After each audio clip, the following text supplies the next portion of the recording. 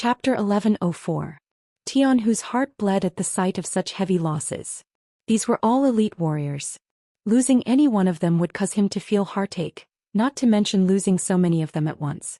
Anxious, he continued to shout, "Regiment Commander 1, I'll give you 3 minutes. If you can't blow up the city gate, you'll be kicked out of the 1st Cavalry Division." Taimur was still watching his subordinates throw grenades at the city gate. Because of this, 3 of his brothers had already been killed by arrows and 2 of them were seriously injured. He was also feeling terrible. When he heard Tianhu's words, he was instantly enraged. "Come on, everyone, gather all the grenades and give them to me. I'll go all out." This was the only thought in Taimur's mind. There was nothing sadder than watching his brothers die in battle in front of him. Sometimes he wished he was the one who died.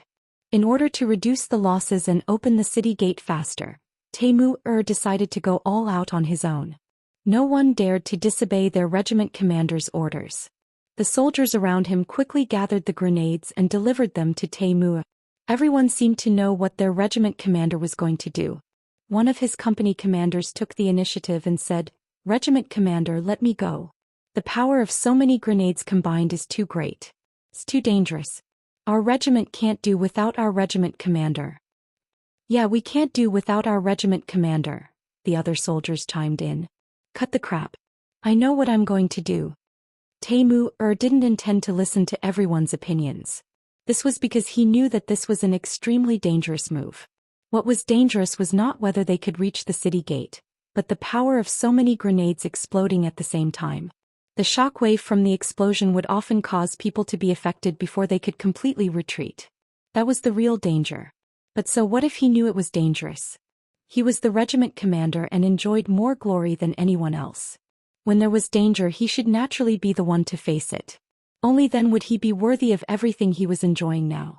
With a cold expression, Taimur quickly tied all the grenades together. Looking at the bag of fire that was the size of a bag of explosives, he let out a silly laugh. He didn't believe that the city gate would be able to withstand such powerful explosives. "Everyone back off some more." Taimur weighed the explosive's power and realized that it could barely be held with one hand. Then he began to prepare to charge. Everyone retreated reluctantly and unwillingly. This was the military rule of the 5-star army. Once the commanding officer gave an order, the soldiers under him had to obey. It was this iron discipline that allowed them to fight well and win every battle. "Haha, let's go." Taimur removed the bow, shield and 2 sabers from his horse. He wanted to go into battle light and maintain his fastest speed and best condition. After doing all this, he shouted boldly and galloped toward the city gate. The commotion here attracted the attention of the division commander, Tianhu. When he saw Taimur rushing down the city gate tower alone on his horse, he couldn't help but cry out in alarm. "F***CK Regiment Commander 1, come back." Taimur, who was already halfway out, couldn't carry out any military orders now. As the saying went, there was no turning back. If he stopped now, he would only suffer greater losses. Seeing Taimur rush toward the city gate without hesitation, Tianhu, who usually didn't show his emotions on his face, had tears in his eyes. "Brother, I wish you good luck. Everyone else, quickly retreat. Retreat." Knowing the power of so many grenades combined, Tianhu gave the order for the cavalry to retreat. Below the city gate tower, many Japanese Empire soldiers saw Taimur galloping toward them on horseback. Although they didn't know what he was going to do, they instinctively aimed their arrows at him. In a short period of time, Taimur was hit by 2 arrows. Fortunately, he was very experienced and managed to avoid the fatal blow. The 2 arrows only caused minor injuries to him. "Grandsons, have a taste of the gifts Grandpa has prepared for you." Taimur, who had arrived at the city gate, pulled out a set of grenades with his left hand and threw them down the city gate. Then he pounced toward a puddle of water below the city gate tower. With such great power, he wouldn't even have the chance to retreat. Not to mention there were so many Japanese Empire soldiers eyeing him from the city gate tower. Taimur didn't plan to go back. Instead, he threw himself into the puddle of water, gambling on his luck. Just as Taimur's figure plunged into the puddle of water, a loud bang was heard. At this moment, the ground was shaking violently. Even the Japanese army soldiers on the city gate tower felt like they were losing their balance. Tianhu and the others, who were a few hundred meters away from the city gate, were better off. After all, they had already mentally prepared themselves. However, after hearing the loud bang and not seeing Taimur running back, Tianhu couldn't help but feel his eyes turn red. Brothers, the city gate has been blown open. Our 1st Regiment commander paid the price with his life. Everyone listen to my orders. Charge, kill. Kill, kill, kill. Influenced by Taimur, the eyes of the other soldiers also turned red. Then, under the command of their division commander, all of them rushed toward the south gate that had been blown open by the powerful grenades. Right now they only had one thought in mind: to avenge their 1st Regiment commander and wipe out the Japanese army. With the city gate broken, the cavalry of the 5-star army rushed into the city. Fukada Tani, who had a smug look on his face, turned gloomy. Very quickly it turned into fear. He knew that they were done for this time. Although there weren't many cavalrymen, the morale of the troops was in chaos. They couldn't put up any effective resistance at all. General, let's retreat. 2 soldiers walked up to Fukada Tani anxiously and helped him up. Then they quickly ran down the city gate tower. After the 1st Cavalry Division entered the city, their advantage began to increase. With the help of the war horses, wherever they went, the Japanese army was slaughtered until they were wailing like ghosts and howling like wolves. At the same time, because the 1st Cavalry Division's movements were too fast, a lot of the Japanese army's supplies were left behind. When Tianhu saw the mountain of rations and equipment under the escort of a group of soldiers, a smile finally appeared on this Major General's face. What made him even happier was that the 1st Regiment of soldiers found Taimur at the bottom of the city gate tower. He had cleverly jumped into the ditch and managed to survive with the protection of the water. However, the power of the explosion was too strong and he was knocked unconscious. At the same time, his armor was torn and his back was covered in wounds. Taimur is still alive. That's great. Gather the best medical officers in the division immediately. We must preserve the life of the 1st Regiment commander. Our world's number 1 cavalry division cannot be without him. Tianhu was naturally overjoyed as he spoke. Then he couldn't stop laughing foolishly. After the 1st Cavalry Division entered the city, they first guarded some important places in the city. In the end, because of the lack of manpower, they did not chase after Fukada Tani and the rest of the Japanese army who had escaped. More than 2 hours later, the new army also entered the city, and the situation in the city was completely stabilized.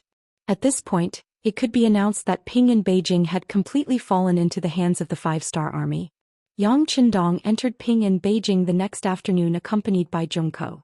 The 1st Cavalry Division did not disappoint. Under the circumstances where the 4th Army Division and the 7th Army Firearms Division were not in place, they blew up the city gate alone and made a great contribution. This made Yang Qindong very happy. He first went to the temporary hospital to visit Taimur, who had already been treated and had woken up. From the military doctor, he learned that Taimur only had a back injury and that it was not a serious problem. After resting for a few days, he could continue to fight. Yang Qindong was even more happy. In the temporary hospital, in front of everyone, he recorded Taimur's first-class merit and at the same time, awarded him a Medal of Bravery. This was the first time the Medal of Bravery was presented to the public. In the past, people had only heard of it, but no one had ever seen it, let alone received this honor. In the midst of everyone's envy, Taimur received the Medal of Bravery. His entire body was grinning from ear to ear.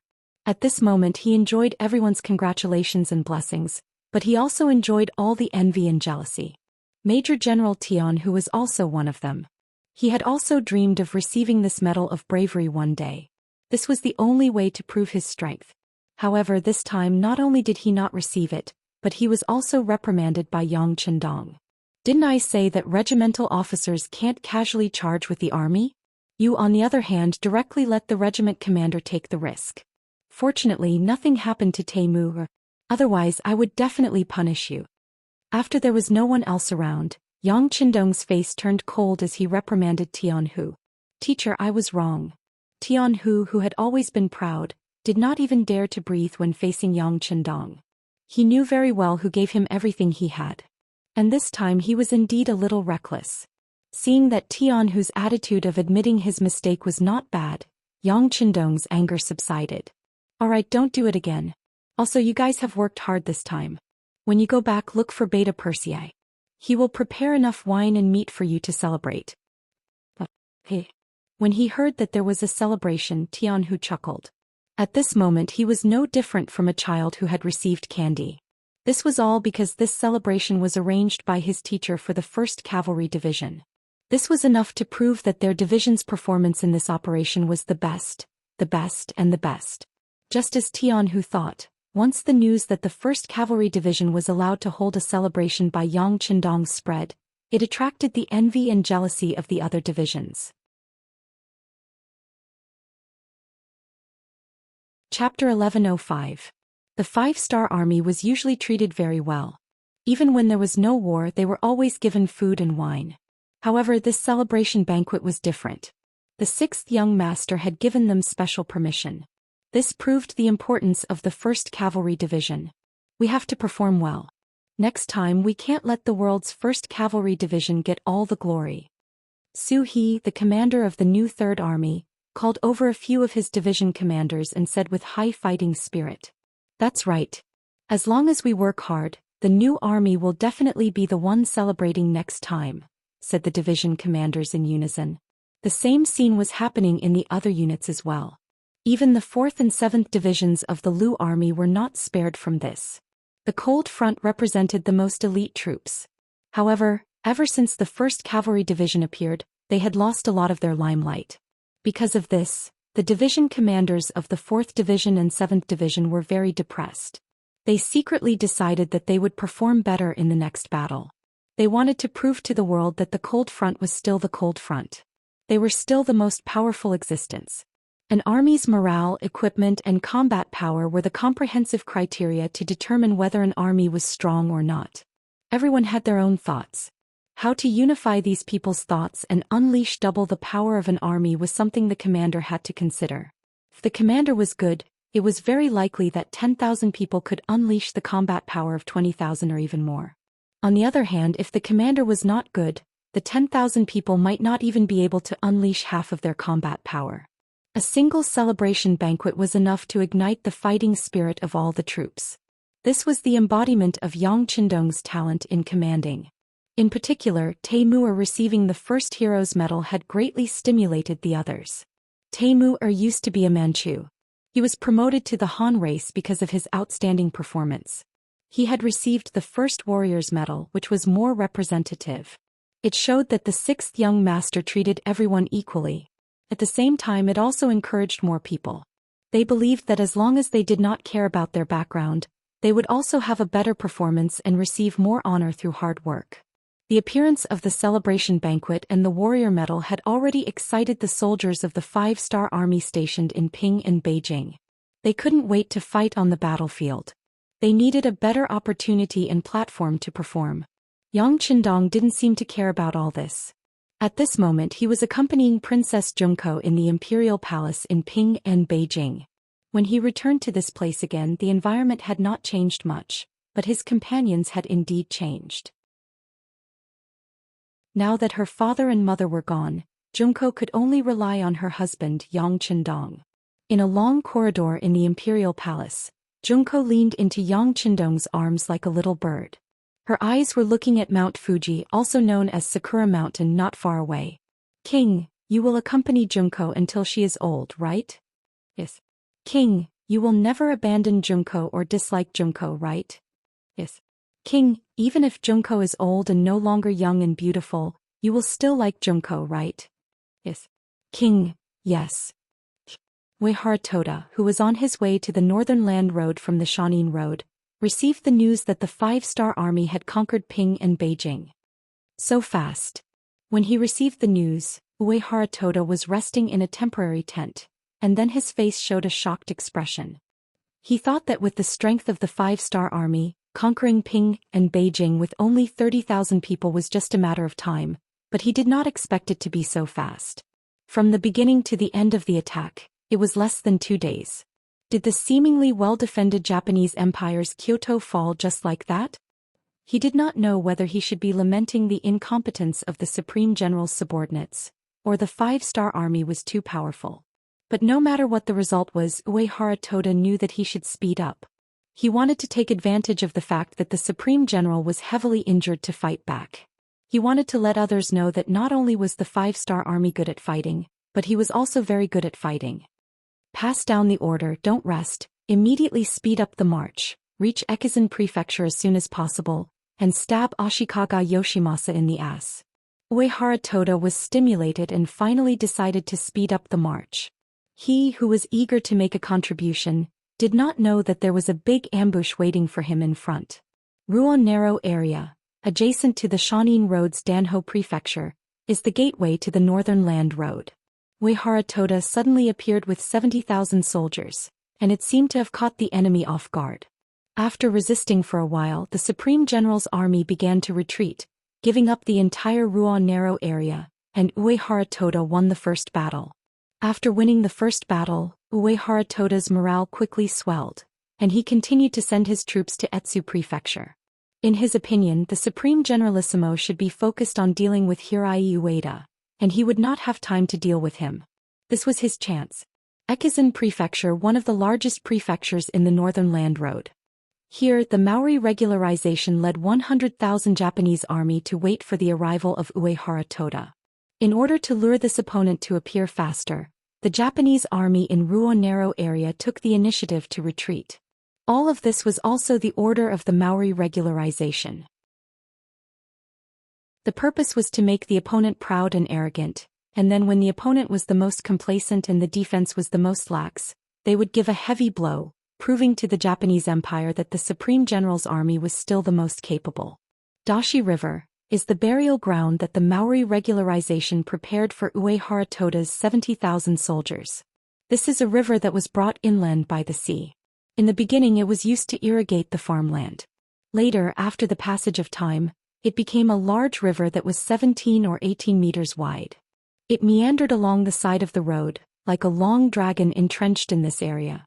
The Maori regularization set the attack site here after serious consideration.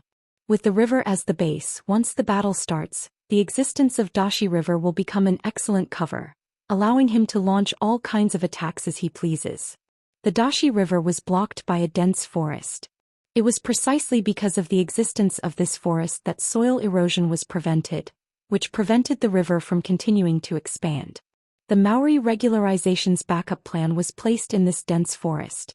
After the Supreme General gave the task, the Maori regularization began to prepare. First, he arranged for people to speed up the construction of the catapults.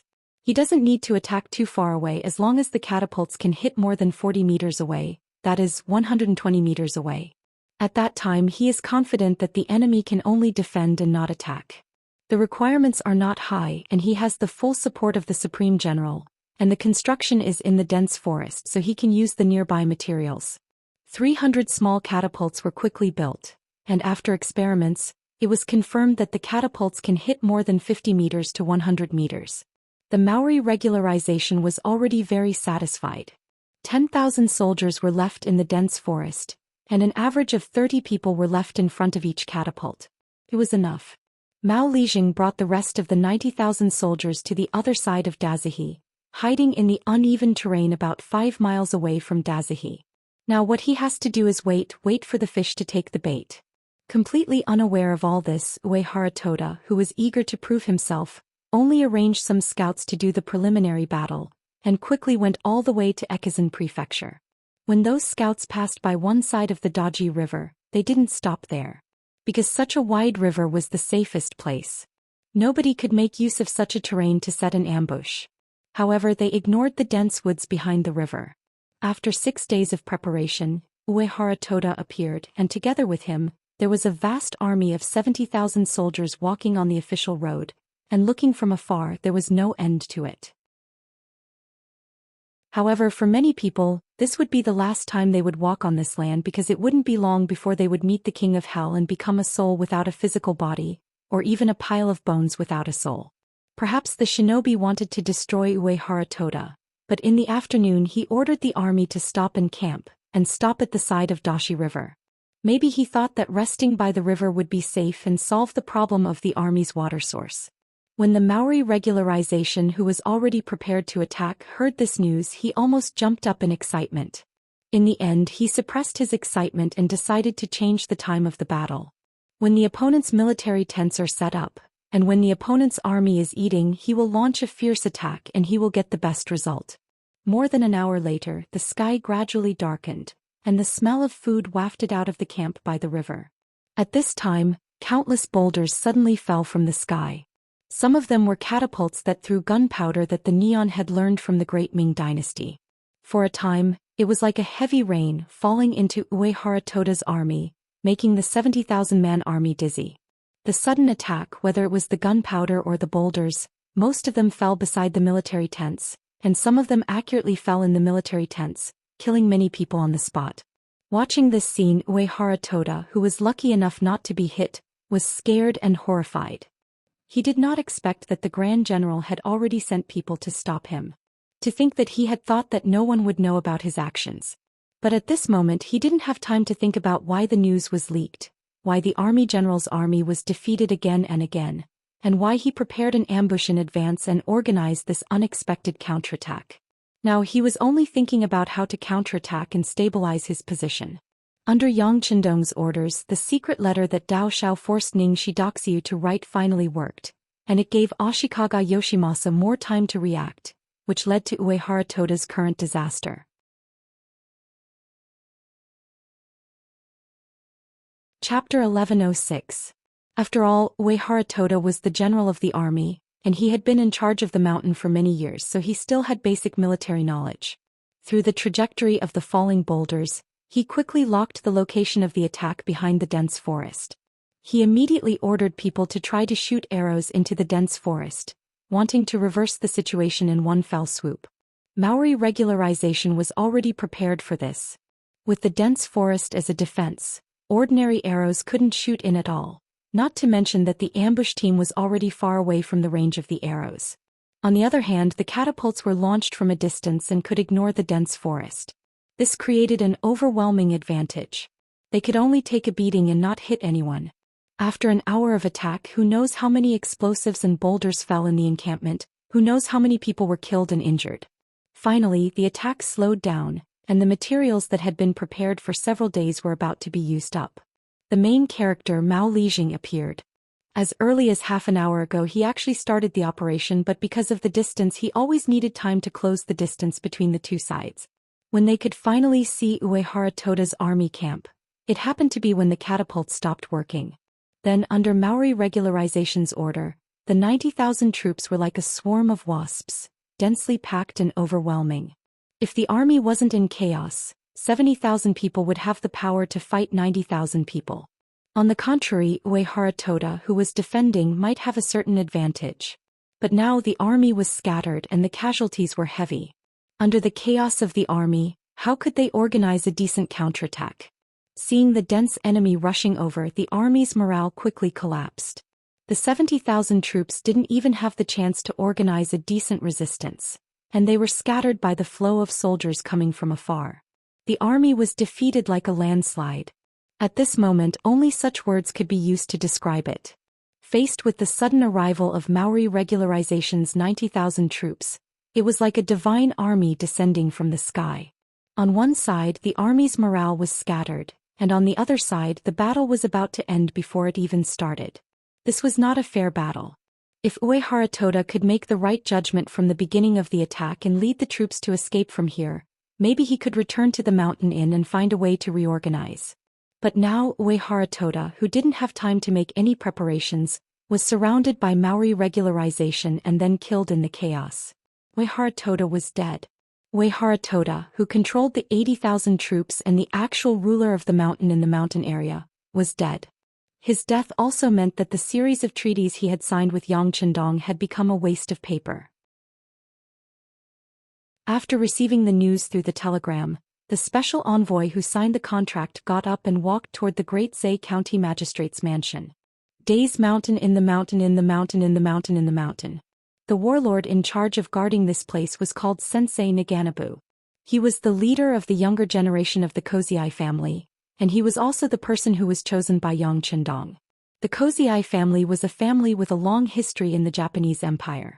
Their ancestors were once glorious, And there were records that the earliest rulers of the mountain area were actually the Kozii family. But that was an ancient legend and there was no way to verify it. In the eyes of many people, this was just the Kozii family's people flattering themselves. But as a member of the Kozii family, they were proud of it, and they dreamed that one day they could rebuild their glory and prove that the Kozii family's bloodline was the strongest. Dreams were beautiful, but reality was cruel. In the chaotic Japanese Empire, the warlords were everywhere, and the Kozii family who retreated to the Days Mountain only had a 10,000-man army. This 10,000-man army was already the most powerful existence in the Days Mountain, but compared to the other warlords nearby, it seemed so weak. Not to mention facing the hundreds of thousands of troops of the great general Ashikaga Yoshimasa, even facing the actual ruler of the mountain, the 10,000-man army in their hands was simply not enough. Since the time was not ripe, they could only continue to lie low and wait for the opportunity to rise. Opportunities were always prepared for those who were prepared. Guanxing came to the door. The two sides had been in contact before, and the Kozii family accepted him as the special envoy of the 5-star army. This time he directly appeared in front of Sensei Naganabu. There's news from the front lines. Uehara Toda was ambushed by the Maori regularization and died in the battle. Now the mountain,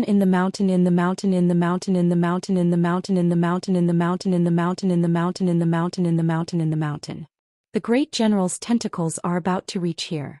Meiji-kun, your chance to shine has come. Guanxing said the new news with a serious face. At this moment, Sensei Naganabu's face was already red, representing the excitement in his heart. That's great, it's finally time for the Kozii family to rise. Thank you very much, envoy. The Kozii family is also willing to follow Bugnam of Gojoseon's lead and listen to his orders. There was no free lunch in the sky. Guanxing supported Sensei Naganabu on the basis that the Kozii family was willing to follow Yang Chendong's lead.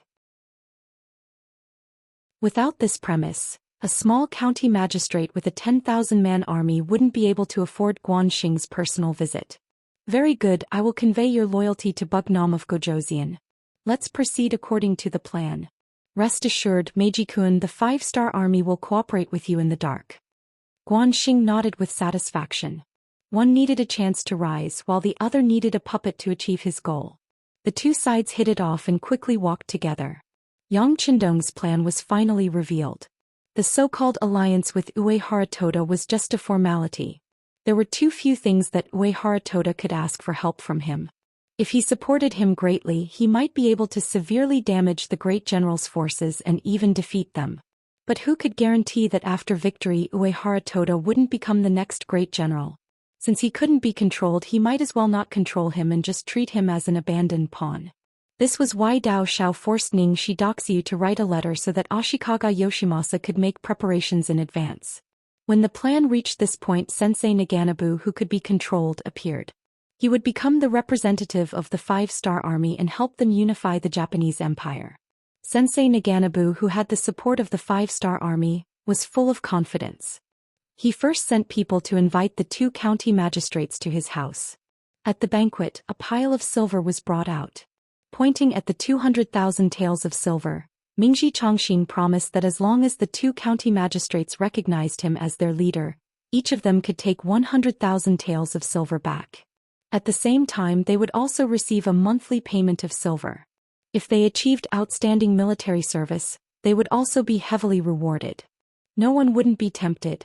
Relying on the silver, Sensei Naganabu's force increased from 10,000 people to 30,000 people. It was still not enough to be an enemy of the great general, but at least it was a good start. At this moment, Sensei Naganabu was full of confidence and began to conquer the world. Pinyin Beijing Imperial Palace. This place had become the place where Yang Chendong's camp was located. The side hall, which was originally used to receive ministers, had been changed into a military conference room. A large sand table had been placed on the table.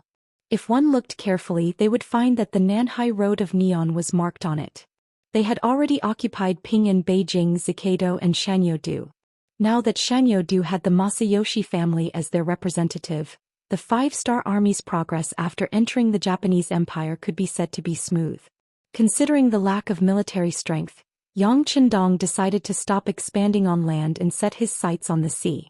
As the Japanese Empire's largest naval base, Nankado would be his next main target.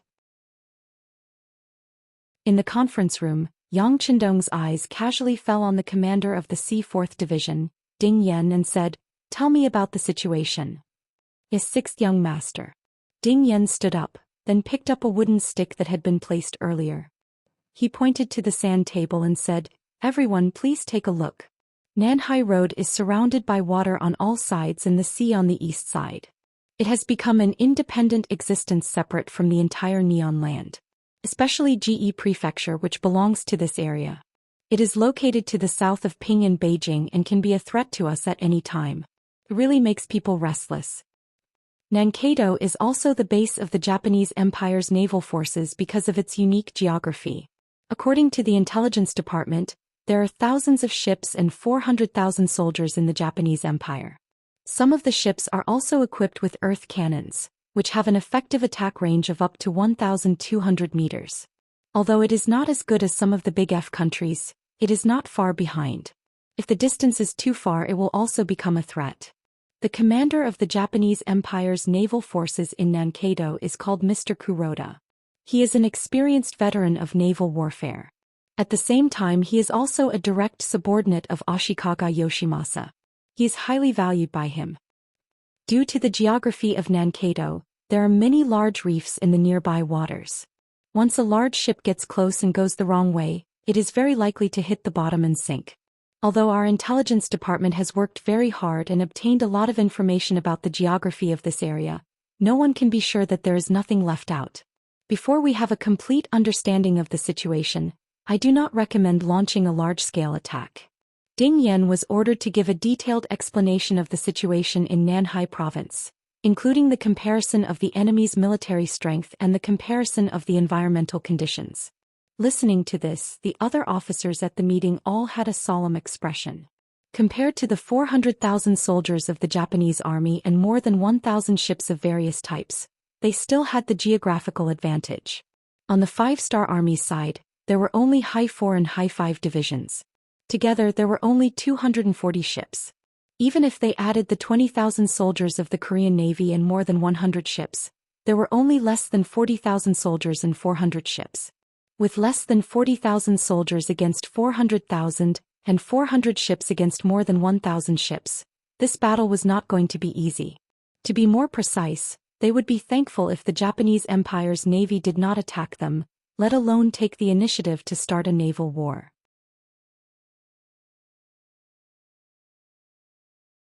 Chapter 1107. However, when everyone's gazes landed on Yang Chendong, who was sitting at the head of the table, everyone's expressions calmed down a lot. As long as the 6th young master was there, no one knew what fear was. Countless facts had proven that the 6th young master was extremely good at defeating enemies with fewer people. As the soul of the army, Yang Chendong felt everyone's gazes on him, but he didn't feel uncomfortable at all. This was because he didn't know how many times he had experienced this kind of situation. This was just one of the countless times he had experienced it. Alright, Commander Ding has already explained the situation very clearly. I'm sure everyone knows what we're going to face next. And this young master only has one thing to add. Although the enemy has 400,000 soldiers, they're actually just a motley crew. Their cannons have a short firing range and they're very old. It's very troublesome to reload them. Not only are our weapons superior to theirs, but we're also not too far behind them in terms of military strength. You should know that this time we're mobilizing the army and the navy. When Yang Chendong's confident voice resounded in the hall, everyone who heard it revealed a look of confidence on their faces. All of this was brought to them by Yang Chendong, the absolute core. As long as the 6th young master was there, they firmly believed that there wouldn't be any difficulties that could stop them. It was also this existence that led them from nothing to something, from a young age to an adult, to achieve the results they had now. The actions of one person could affect everyone present. This was the important role of a core. Noticing that everyone's faces had become more confident, Yang Chendong continued, "There are 4 steps to dealing with the Japanese Army's navy. Cavalry attack the Vietnamese line, navy attack Awaji Island, 2 areas of scorched earth. South Sea encircle but don't attack. These 20 words meant that Yang Qindong had already planned for the attack on the Japanese naval division. It wasn't a spur-of-the-moment decision. Listening to the detailed strategy from his mouth, everyone in the meeting nodded their heads and looked at him with admiration. Even after becoming the Bugnam of Zhou Xian, the sixth young master was still the invincible military god on the battlefield. The meeting went on for more than 2 hours. In the end, everyone in the meeting approved Yang Qindong's military proposal with a unanimous vote. After that, everyone began to divide the work and began to do their own things. As the person who proposed the plan, Yang Qindong's main task this time was to set Ping in Beijing as a deterrent to anyone who wanted to attack on him. He believed that with him in the formation, anyone who wanted to attack Ping in Beijing would have to think carefully before doing so. In addition to being in the middle of the formation, Yang Qindong also took the 2 plans of the cavalry attack the Vietnamese line and the navy attack Awaji Island. At this moment, standing in front of him was the new army's commander, Zhou Xian. This was originally a general in the Tatar army. He could be said to be an all-rounder. Ever since he surrendered to the 5-star army, he displayed all his talents and finally became a true general in the 5-star army. He also held the position of commander of the army. People like this were usually very proud. This might be a common problem for talented people. However, when facing Yang Qindong, he didn't dare to show even the slightest bit of his temper.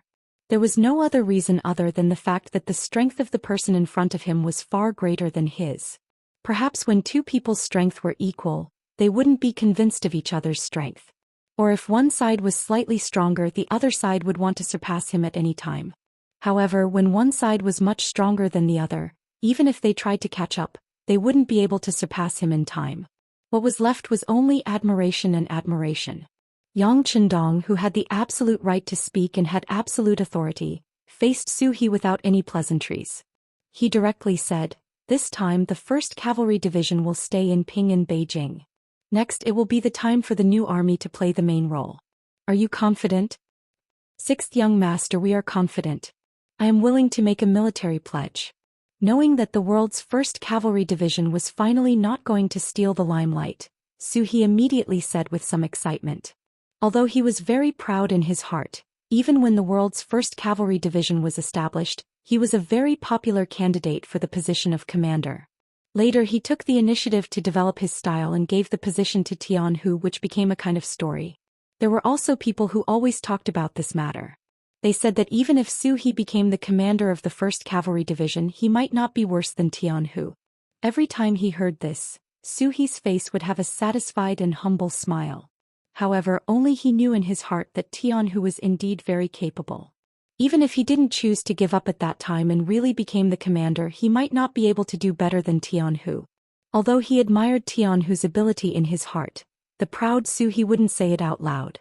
On the contrary, he used this as a motivation to constantly push himself forward. He hoped that one day he could surpass Tian Hu and let everyone know that when he gave the position of commander to Tian Hu, he really did it and not because he was forced to. A person with a goal needed an opportunity. Now that Yang Qindong put the opportunity in front of him, how could Zhou Xian not fight for it? Therefore at this time he patted his chest and promised. His appearance really made people worry that he would hit himself and cause internal injuries. "Good, it's good that you are confident," Yang Qindong timely said, stopping Zhou Xi's self-harm, and then talked about the specific matters. The so-called cavalry attack on the Vietnam line referred to the land route from Ping in Beijing to Ge County, which was part of Nanhai Province. The distance between the 2 sides was a bit too close. If this place was not pacified, Ping in Beijing would be attacked at any time, and long-term stability would become a joke. Ge County, which was separated from Nanhai Province, naturally became a place that had to be attacked. It also gave the new army an opportunity to perform. The investigation data from the intelligence department has been sent over. Ge County is not small, and it is only close to the bustling Ping in Beijing. It has a dense population of 800,000 civilians and 80,000 soldiers. This time, your new army will only have 40,000 soldiers from the 1st and 2nd divisions, in addition to your new army's 3 cavalry divisions. With 60,000 soldiers against 80,000, and at the same time facing an extremely unfamiliar environment and terrain, you must mentally prepare yourself for a bitter battle. In addition, your new army will also need to send a cavalry division to help the 1st Reserve Division and the 3rd Division to attack Awaju Island. I hope that the cavalry division you send out will be an elite division, understand? As Yang Qindong said this, he didn't forget to carefully look at Su He's face. Things had to be prioritized and people were easily swayed by emotions. Since he was going to send a cavalry division to help the 1st Reserve Division, there was a high possibility that Su He would selfishly send out the weakest division in order to complete his mission. If that happened, the mission of attacking Awaju Island would undoubtedly become more difficult. This was not something that Yang Qindong wanted to see. Where there were people, there would be internal strife. This was a principle that had never changed since ancient times. Yang Qindong did not attempt to change him. But since he had the final say here, then he definitely would not allow internal strife to affect the overall situation and affect the plan.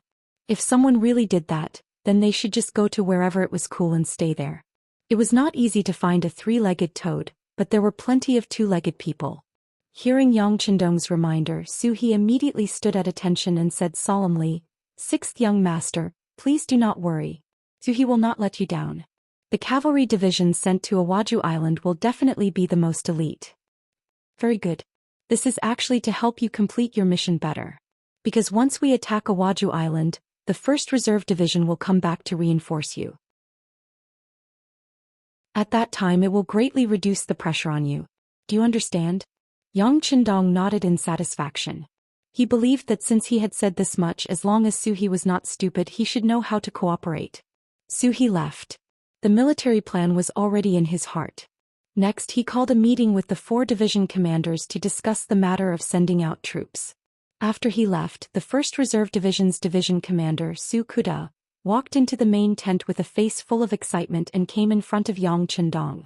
As the 1st Division commander of the 1st Reserve Division, Su Kuda knew that he was someone who was about to be put in an important position. He was the important reserve cadre that everyone was talking about. The premise was that as long as he performed well, his future would naturally not be worrying.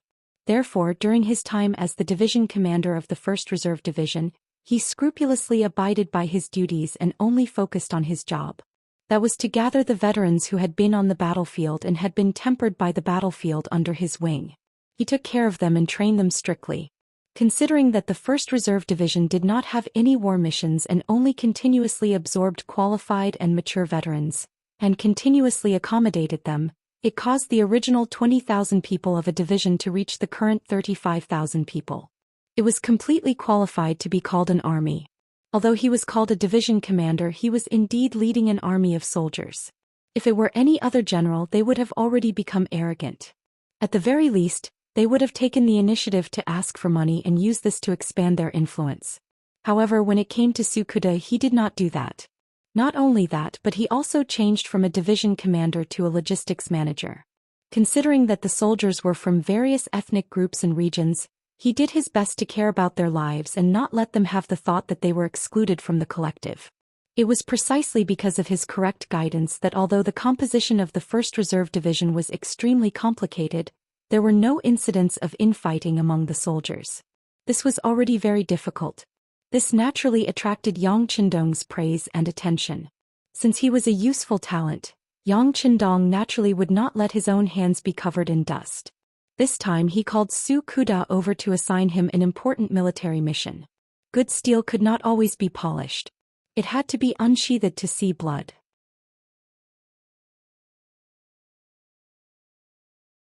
Chapter 1108. Su Kuda also knew that there was a task for him. At this moment he was very excited, but he still tried his best to show a calm face. How is the army's morale? As soon as they met, Yang Qindong did not immediately give him a task, but was concerned about the army's morale. Replying to the 6th young master, there is no problem at all. All the soldiers are people who have experienced life and death on the battlefield, and now they are eager to achieve more merits. Su Kuda answered truthfully. Yang Qindong nodded lightly. The composition of your 1st Reserve Division is complicated. Although they are not new recruits and know the discipline of the army because they have all seen blood and killed people, and some of them have even walked out of life and death situations, these people are often harder to manage. If there is a mistake, it will be a big problem.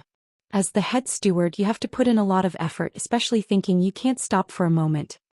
Even Yang Qindong had called out the name of the head steward, causing Su Kuda to smile mischievously and guarantee, "Sixth young master, please rest assured, this student will not dare to neglect even a little bit." Su Kuda, who had graduated from the Academy of Crimson City, called himself a student was not a problem. After all, the title of the first dean of the Academy of Crimson City was Yang Qindong's.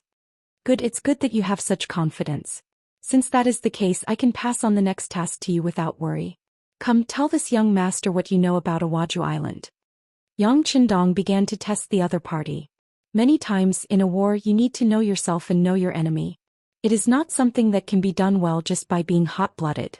Hearing Yang Qindong call himself the young master in front of him, Su Kuda was a little excited. After Yang Qindong was given the title of Bugnam of Gojoseon by the Emperor of Baiming, in most situations he called himself the king. Only in front of people he thought were close would he call himself the young master. Since Su Kuda was able to enjoy such treatment, it proved that he had already become a close person in Yang Qindong's eyes. Naturally, he was very excited. In order to perform better, he gathered his words and said, "Sixth young master, Awaju Island is an independent island. It is the bridge between Nanhai Province and Ge Prefecture, as well as the transit station for goods. As long as we occupy this place, the entire South Sea Road will be isolated." Listening to Su Kuda's knowledge of Awaju Island, Yang Qindong nodded with satisfaction from time to time. It was good that the other party had done the work in advance. He liked the officers under him to use their brains. Only such people could better deal with complicated situations. Only then could they cope with changes by sticking to the status quo. Only then could they take charge of one side of the battlefield. Not long after, Su Kuda also left in satisfaction. In the end, Yang Qindong handed the task of capturing Awaju Island to the 1st Preparatory Division. There were 50,000 Japanese army soldiers there. It was enough to fill their stomachs. Of course, what made Su Kuda even more excited was that Yang Qindong had already promised that if the 1st Preparatory Division had soldiers who performed well, they could be considered to be promoted to the Cold Front Division or the 1st World Cavalry Division. Whether it was the Cold Front Division or the 1st Cavalry Division, they were all the best of the best in the 5-star army. Every soldier would be proud to be able to enter one of them. Not to mention other things, just being able to enter the Han Dynasty was the dream of many people. If you don't believe me, you can take a look at the treatment of the Han people in Xianxia. It would definitely make other people envious. A person's birth couldn't be changed, but through hard work, one could be promoted to the Han Dynasty. From there, one's descendants would have the opportunity to become a respected existence. That was also a very good thing. This was also why many of the foreign soldiers who joined the 5-star army often performed very well on the battlefield. With such a great temptation, there were very few people who could refuse. Now that he had received Yang Qindong's promise, it could be seen that once the foreign soldiers below heard this news, it would be impossible for them not to fight with all their might. After talking to Su He and Su Kuda separately, Yang Qindong picked up the secret letters and documents on the desk. His attention was focused on Sensei Naganabu of Shanin, sending troops to attack Nankado, stabilizing the east and south of the Japanese Empire, and at the same time destroying the Japanese Naval Division. This would completely cut off their escape route. This was one of Yang Qindong's plans. However, whether or not this plan could be carried out ultimately depended on whether Ashikaga Yoshimasa would come out and cause trouble. In truth, the time for the army to enter the Japanese Empire was not completely ripe. At the very least, the number of soldiers was far from Yang Qindong's expectations. Currently, in the Asian region, the Japanese Empire was second only to the Great Ming Dynasty. Whether it was the population or the strength of the army, the Japanese Empire was ranked at the top. When facing such a power, it was either not to make a move or to make a move. One had to make a move until the enemy was eliminated. Otherwise, there would be a lot of trouble. It was also a coincidence that the Emperor of the Backyard Garden could not hold back and made the first move. After the first attack failed, Yang Qindong fell into a passive situation. This was a good opportunity for internal strife, and Yang Qindong absolutely could not miss it. Otherwise, when Ashikaga Yoshimasa unified the entire Japanese Empire, if he wanted to deal with him at that time, he would undoubtedly have to pay a much greater price. Thus Yang Qindong came. He appeared on the land of the Japanese Empire with a not very sufficient army. This was why he was able to fight steadily and surely. It was not like when he dealt with the other small countries in Southeast Asia, where he did not make a move, but once he made a move he would use thunderous means. Since he knew that he did not have enough troops, Yang Qindong had to think of other methods. The best method he could think of was to use the Japanese against the Japanese. Nurturing a force to let the Neon people fight against the Neon people was like how the traitor Old Wang was supported by the Neon people of later generations. Thus, Masashi Naganabu became an important chess piece. A lot of secret letters were written about Sensei Naganabu. Most of them were good news. The last secret letter wrote that Sensei Naganabu had unified most of the warlords in the Shanin-do, and the military strength had increased from the original 10,000 to 50,000. Of course, Sensei Naganabu had the wisdom to do this, but more than that it was because Yang Qindong could afford it. In the face of absolute benefits, not many Japanese army generals could resist the temptation. It was just that 50,000 people were not enough to face the 100,000 troops led by Maori regularization that were about to enter the Shanin-do. Looking at the secret letter, Yang Qindong hesitated for a moment, then wrote a note. Add another 1 million silver taels. In any case, Sensei Naganabu cannot be defeated in the short term. After writing this note, Yang Qindong called Beta Persei, who was guarding outside the door, and handed the note to him and asked him to do it immediately. This was related to his conquest of the entire Japanese Empire. He could not afford to lose. Beta Persei respectfully took the note and left. Before he left, he handed another urgent telegram to Yang Qindong. This was a telegram from Kusanagi City. Not to mention the content, just the names of Tiger's Mane, Yumion and Yangtze were all included in the telegram, which was enough to prove the importance of this telegram. Looking at the main body of the telegram, he saw the three of them pleading to send troops to Baiming. Since Yang Qindong sent troops to the Japanese Empire, General Ashikaga Yoshimasa felt extremely pressured. Under the instigation of his subordinates, he asked for help from Baiming. After all, the Japanese Empire was still one of the vassal states of the Ming dynasty, and it was also one of the non-conquering states. Now that they were invaded by the Bugnam of Gojoseon, who was personally appointed by the Emperor of Baiming, it was natural for them to work hard. With the support of Yang Qindong and the financial support of the Baiming Zhou family bank, the Emperor of Baiming Zhou Qiyu became arrogant. Originally, he was quite afraid that the development of the five-star army was too strong, and he had long suspected that his achievements would overshadow the emperor. However, considering that his financial resources were tight, he had to endure it. However, with the support of the Zhou family bank, Zhou Qiyu, whose financial resources had greatly increased in a short period of time, finally decided not to sit and watch the development of the five-star army. After communicating with Zhou Qizhen of the southern Ming dynasty and Yeshen of the Walla, and everyone's opinions were basically the same, he finally took action. Under Zhou Qiyu's order, all the logistics channels of the grassland five-star army were cut off. For a time, the first city and other places became isolated cities. Fortunately, Yang Qindong was already prepared, so it was not a problem to hold on for a while. The first city had been built for several years, and it had always been self-sufficient, so it was not a big problem for it to be suddenly blocked. However, the situation became very difficult for the new second army in Jingzhou and Shaojing. Not only did the Baiming army cut off the various channels from the outside world to the first city of the grassland, but they also sent troops to besiege Shaojing and Jingzhou. Although they restrained themselves and did not send troops to attack without any external help, once the city was besieged for too long, it would collapse sooner or later when they ran out of ammunition and food. As the most important minister that Yang Qindong left in the grassland, Tiger's Mane naturally saw the problem. Worried, he found the city lord Yu Mian and the logistics division commander Yang Si. The three of them sent a telegram at the same time. The general idea was that they were allowed to leave the first city and go to Jingzhou and Shaojing to bring the new second army back. Yang Qindong had said a long time ago that both the people and the land would exist. With this idea, they wanted to protect the new second army.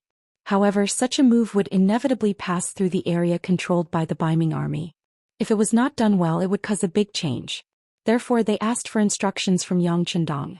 Yang Qindong, who sighed in his heart, put down the telegram and closed his eyes to ponder. The great Ming dynasty was still a dynasty with a lot of backbone.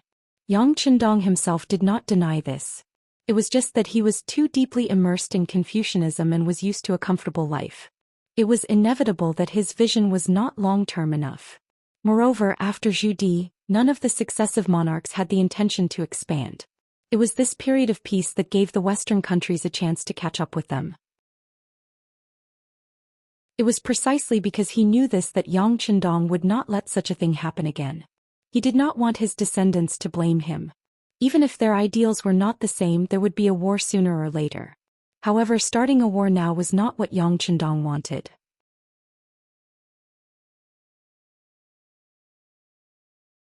Chapter 1109. The war with the Japanese Empire was in a stalemate. If things went wrong, all their previous efforts would be in vain. If the war with Beiming broke out again, not to mention the limited military strength, it was still unknown whether Kikian City's economic system could support two wars. Even so, Yang Chendong still did not regret helping Zhu Qiu establish the Zhou family bank. This was because it was an act of harming the great Ming dynasty's foundation. Even though it was temporary, once there was a problem, it would be the beginning of the collapse of the great Ming dynasty. However, it would take time for that to happen, maybe a few years. Without external help, it might be possible to hold on for decades. Yang Chendong could not place all his hopes on the other side to collapse. However, if he did not wait, did he really have to send troops? Not to mention, the intelligence department had already reported that Beiming, South Ming, and Walla had formed a temporary alliance. In terms of military strength, he was at a disadvantage. Even if it was only against Beiming, the five-star army would not be able to win. Tiger's Man and the others' worries were reasonable. Fortunately, the new Second Army's commander did not call back to report. This was enough to show that the situation might be very serious, but at least he could hold on. This was the only thing that Yang Chendong was happy about. After all, it was not the right time to start a war with Beiming. He gently put the stun suit aside. Yang Chendong did not return the call or express his stance. It was a sign that Yang Chendong was observing. The most important thing now was to take down Nanhai. As long as the Japanese Empire's navy was completely destroyed, they would be able to control this area. At that time, no news about this place would be leaked. He wanted to see what Zhu Qiu would do in the absence of any news. 5 days after the high-level military meeting, the military operations against Nanhai began one by one. The first to act was the ships of the 4th Division. They suddenly appeared in the waters of Awaju Island and then attacked with artillery, destroying all the ships on the island's dock. Then the transport ships sailed to the dock and the 60,000 soldiers led by the 1st Reserve Division disembarked. At this point, the attack on Nanhai Road had officially begun. As the main base of the Japanese Naval Division, they rarely participated in their own country's civil war. Their main territory was on the sea, which gave them a great advantage. Especially in this island country, they could almost move to any area on the sea. Whether it was firing artillery from a distance or finding a suitable place to land, they were all good at it. The Japanese Naval Division also became the biggest trump card of Admiral Ashikaga Yoshimasa. Especially the Marine Commander Kuroda, who was personally promoted by him, is a subordinate that he can absolutely rest assured. This is also why he didn't panic when he saw the sudden appearance of the 5-star army. The Emperor of the Garden of Heaven had died. Although the process was somewhat unexpected and even brought about a very bad influence on Ashikaga Yoshimasa, it had also caught him off guard. But when he thought about how he had gotten rid of a huge mountain that was pressing down on him, everything seemed to be worth it. As long as he could solve the current civil war, then after a short period of pain he could reap the harvest. Especially when he saw that the biggest force opposing him, the flat well field, was slowly retreating under the pressure of his army, and was about to be completely wiped out. Ashikaga Yoshimasa was in a good mood. He even began to imagine how he would take back all the territory that the 5-star army had swallowed after the civil war was resolved, and then make them leave the Japanese Empire with their tails between their legs. He never thought that the 5-star army, in a situation where they were clearly at a disadvantage, would actually dare to suddenly attack Nanhai Road and launch a sudden attack on the flat Wellfield Island. This completely unexpected move really caught Ashikaga Yoshimasa off guard. Baka. King Wunan of Daimyong, you can't keep your word. In the army camp, Ashikaga Yoshimasa was angry. When the commander was angry, the others naturally kept their mouths shut, afraid that the anger would affect them. Among them was the famous Fukada Tani, who had returned after being defeated in Ping and Beijing. At that time, the Grand General had left 30,000 soldiers for him to guard Ping and Beijing. He thought that this was the safest job and immediately patted his chest and promised that as long as Ping in Beijing was there, he would be there, and as long as Ping in Beijing wasn't there, he would die. Thus he was praised by Ashikaga Yoshimasa. Then the 5-star army launched a sudden attack. First, it was the artillery bombardment that reduced the number of soldiers in the army to freezing point. Then the 1st Cavalry Division's attack began. The terror of this army was still lingering in Fukada Tani's mind. When he thought about how the enemy had attacked the city in just an hour, forcing him to flee in panic, his legs couldn't help but tremble. Then Fukada Tani met up with the main force and came to Ashikaga Yoshimasa's side. At this moment, no one mentioned the military promise from before. As long as the city was there, the people would be there, and the people would die if the city was lost. However, he knew in his heart that the Grand General definitely hadn't forgotten about this. As expected, Ashikaga Yoshimasa, who was angry, started to look at the generals below him. When his gaze moved to the front of Fukada Valley, it stopped moving and slowly came to a stop. Even though he didn't raise his head, he could still feel the burning gaze.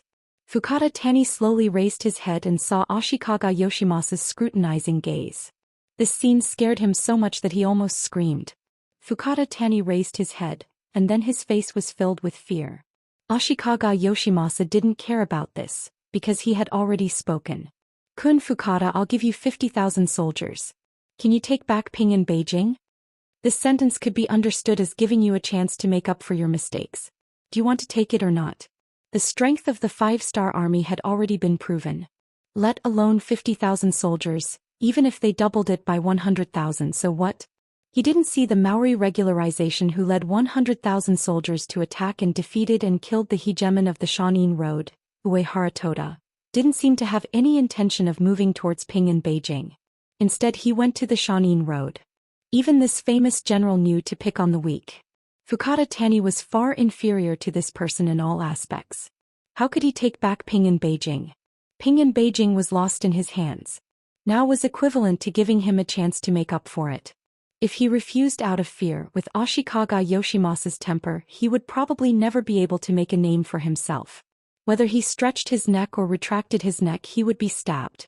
At least if he accepted this task, he would be able to live for a few more days. Perhaps he would be able to create a miracle. Helpless, Fukada Tani could only pretend to be full of fighting spirit and say, "General, don't worry. 50,000 soldiers is enough to take back Ping in Beijing." As soon as he said this, the other generals looked at Fukada Tani as if they were looking at an idiot. But then they all closed their mouths. Since this was an impossible task, it was better to act tough than to pretend to be a coward. In fact, not only the others, but even Ashikaga Yoshimasa himself knew that with just Fukada Tani and 50,000 soldiers, it was impossible for him to pose a big threat to the 5-star army in Ping in Beijing. However, he still did so. Naturally, he had his own reasons for doing so. There was no need for him to tell anyone else. Fukada Tani happily accepted the task. Ashikaga Yoshimasa naturally did not want to make trouble for him. He only said that he had already chosen the 50,000 soldiers for him. The provisions for the army should also be prepared. They could prepare for today and set off tomorrow. Thus the military meeting ended. After the meeting ended, all the colleagues looked at Fukada Tani differently. It was as if they were looking at a dead man. Everyone could imagine that he had already lost Ping in Beijing and failed once. If he failed again this time, of course he would definitely fail. At that time it would be the end of his life. Fukada Tani, who could see something in everyone's eyes, could do nothing. Who asked him to be targeted by the great general. Now, other than obeying, the only thing left was to obey. He walked out of the tent pessimistically. When he returned to his camp and heard his deputy's report, he almost cursed out loud. It was also from his deputy that he found out that the 50,000 soldiers that the great general gave him were mostly old, weak, sick, and disabled. Almost all of them were captives. They were the spoils of Ashikaga Yoshimasa's campaign. Although being captives did not necessarily mean that they were not capable, it was not wrong to say that they were greedy for life and afraid of death. What was the difference between using such an army to conquer Ping in Beijing, which was occupied by the elite 5-star army? "General, we do not have much provisions. It is only enough for 15 days. Although the deputy saw that Fukada Tani's expression was not good, he still had to report some things. Otherwise he would not be able to do his job properly. 15 days of provisions? Ah. Fukada Tani suddenly found that he was not so angry anymore. On the contrary, he even laughed. Of course, this was not true happiness. It was a kind of sad and bitter laughter because of his uncertain future. It would take at least 8 to 10 days to travel from Yuezhong Prefecture to Ping in Beijing. However, he was only given 15 days of provisions. Didn't that mean that he was only given 5 days to attack? If he failed, there would be no provisions in the army, and it would be impossible for him to retreat safely. It was a mission that he would not be able to return from. Fukada Tani did not understand why the great general made such an arrangement. Was it just because he was not pleasing to the eye? Then why didn't he just give the order to kill him directly? Why was this so? Of course, only Ashikaga Yoshimasa knew the reason. At this time in his tent, the captain of the samurai team, Yamaguchi Fukada, was standing there with a nervous expression. Previously, he received the mission to kill Matsumoto Kazuma. Although he did not see the corpse, based on his many years of experience, he thought that his old opponent who had lost too much blood would definitely die. When he returned to the great general, he reported the same thing. But who would have thought that in the end Matsumoto Kazuma did not die? Instead, he stood up and publicly accused the great general.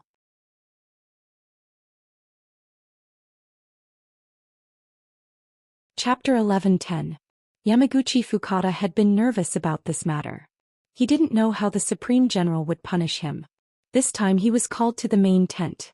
He was very nervous, fearing that he would be held accountable for what happened last time. Ashikaga Yoshimasa was somewhat disappointed with Yamaguchi Fukada. He had even sent his own divine archery battalion to him, but he couldn't even kill Matsumoto Kazuma. He even ruined his plan because of this. It was impossible for him not to hate him. Considering that Yamaguchi Fukada's ability was not bad, he didn't punish him. On the contrary, he wanted to give him an opportunity to make a great contribution. Yamaguchi-kun, this time I called you here to give you a special mission. Go to Ping in Beijing to assassinate King Wunan of Daimyong. Is there a problem? What? He thought that he would be reprimanded or even punished. Even if he had to suffer some physical pain, it would be normal. He didn't expect that he would be asked to carry out a mission, and the mission was to assassinate King Wunan of Daimyong. Looking at Yamaguchi Fukada's surprised expression, Ashikaga Yoshimasa was a little unhappy. His voice was a little low because of this. What? You don't want to go? Yamaguchi Fukada, who finally recovered, first nodded, then realized something. He quickly shook his head and said, I'm willing to go, I'm willing to go. Please rest assured, Supreme General. This time there won't be an accident. I will bring back King Wunan of Daimyong's head. It was no wonder that Yamaguchi Fukada was so excited. He was completely different from Fukada Tani. The latter was a general in the army.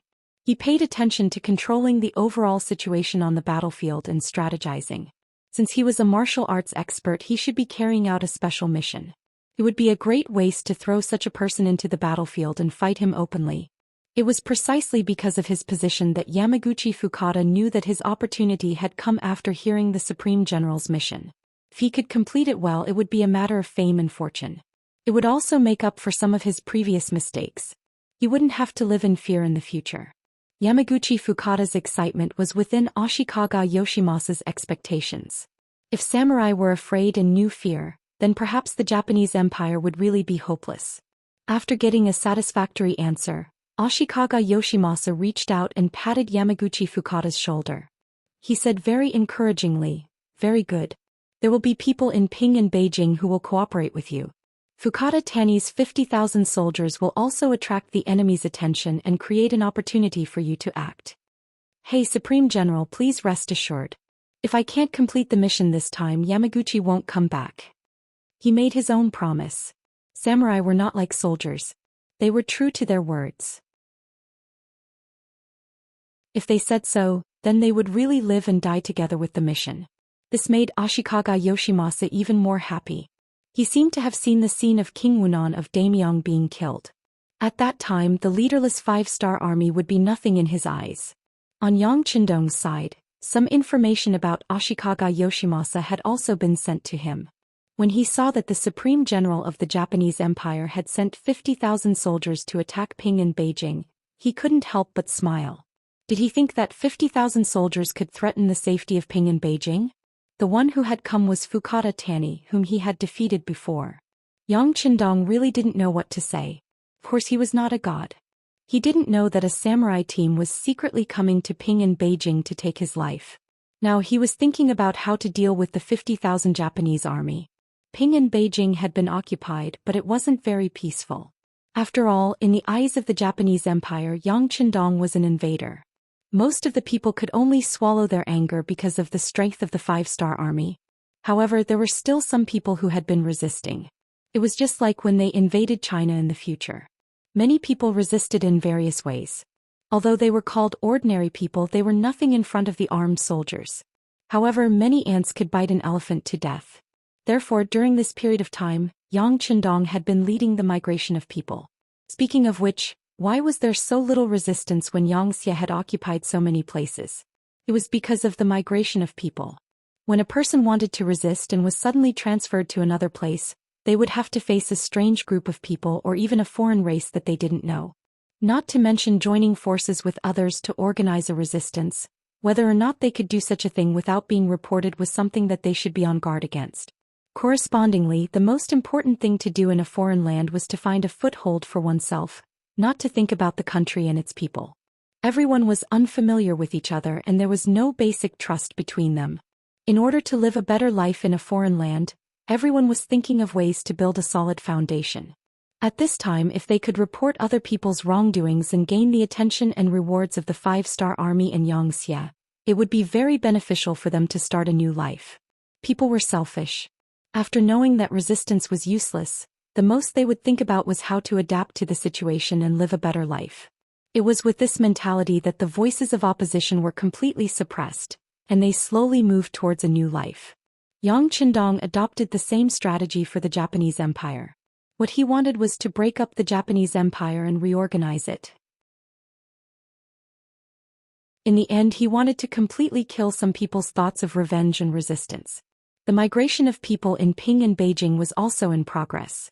However, because this was the capital of the Japanese Empire, there were more than 1.5 million people. It would take time to achieve what he wanted. Ping and Beijing was not stable internally, so it was not suitable for there to be any foreign enemies. Otherwise, it would be tantamount to giving hope to those who already wanted to feel at ease. Once the 1.5 million people of the Japanese Empire all stood up and resisted, the five-star army would really have to leave here. I can't let Fukata Tani bring the army to Ping and Beijing, even if their strength is average. Yang Qindong said in his heart. Then his brain was working quickly to find a solution. After the blood transfusion, Matsumoto Fuma's physical condition was getting better day by day. After all, he was at the level of a special ninja. As long as he didn't really lose an arm or a leg, there wouldn't be any major problems. Matsumoto Kazuma, who had recovered 90% of his body, began to pay more attention to ninja training and the growth of the ninja team. After experiencing so much, he knew that if he wanted to live and live well, he must have enough strength. Otherwise, he was afraid that he would only become cannon fodder in the eyes of others. With such a belief, and Yang Qindong gave enough money for training funds, the ninja team began to recover step by step and walked on the right track. Matsumoto Kazuma, who was participating in the training, finally had a smile on his face. He seemed to see the hope of the future ninja. At this time, Beta Persei suddenly appeared in the ninja training ground. For this Bugnom of Gojoseon's close aide, Matsumoto Kazuma knew how powerful he was, so he quickly put down the work in his heart and took the initiative to come and greet him. Matsumoto Kazuma, young master wants to see you, come with me.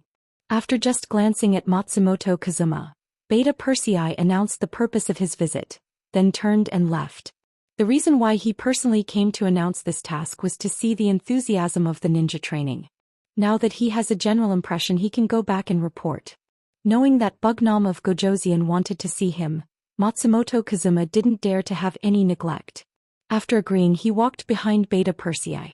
Along the way, he kept saying good things, trying to get some practical information from Beta Persei's mouth. Matsumoto Fujin had done some research on the Han people and knew that they were a nation with human emotions. A lot of things are about human relationships. As a ninja's spokesperson, different from those ninjas who only know how to train, Matsumoto Kazuma has some ways to deal with human relationships. But in the face of Beta Persei, all the words are meaningless and even led to a reprimand. Matsumoto Kazuma, I'm warning you for the last time. You'd better do what the young master wants you to do and don't inquire about things that you shouldn't know. Otherwise you'll be looking for trouble, big trouble. When it comes to big trouble, Beta Persei's voice raised a few notches. Matsumoto Kazuma's forehead was covered in a layer of cold sweat when he saw the serious expression on Matsumoto's face. He repeatedly promised that he would be obedient in the future and wouldn't ask random questions and break the rules of the army. Matsumoto Kazuma, who was scared by Beta Persei, was scared again when he entered Yang Chendong's tent. Matsumoto Kazuma, I'll give you a task. If you complete it well, your ninja training fund will be increased by 50,000 silver. If you don't complete it well, you have to be prepared to lose your life there. The polarization was so serious that Matsumoto Kazuma didn't know what to say, because from beginning to end he didn't have a choice. Thinking of Beta Persei's warning, he had to pinch his nose and said, "Yes, please give the order to Bugnam of Zhou Xian. Well, the task is very clear. Persuade Fukada Tani, who is rushing to Ping in Beijing, to turn to Shanin Road and cooperate with Sensei Naganabu there to deal with Maori regularization." After giving out the task very simply, Yang Chendong sat with his arms crossed and looked at Matsumoto Kazuma, waiting for his answer. Persuade Fukada Tani. This is the way Yang Chendong came up with to deal with Ashikaga Yoshimasa. If the task is done, there will be no war in Ping and Beijing, which is of course very important for the smooth implementation of the migration plan. As for whether it can be done or not, he is not worried, it just depends on whether the price paid is enough. On the contrary, the person to be sent to persuade him gave him a headache. Later he found out from the resources that Matsumoto Kazuma and Fukada Tani have a good personal relationship. After all, they used to work together in Ping and Beijing. So he decided to give the task to this person. It turned out to be a surrender mission. Shouldn't ninjas carry out assassinations? Matsumoto Kazuma could only think in his heart, but he didn't dare to say it out loud. In his eyes, Yang Chendong was too strong. Not only was he strong, but the three special ninjas also said that this person's strength was extremely high, and even the three special ninjas were not his opponent. Such a person said such words, he didn't dare to refuse, and he couldn't refuse. Yes. Whether unwilling or not, at least at this moment, Matsumoto Kazuma completely agreed.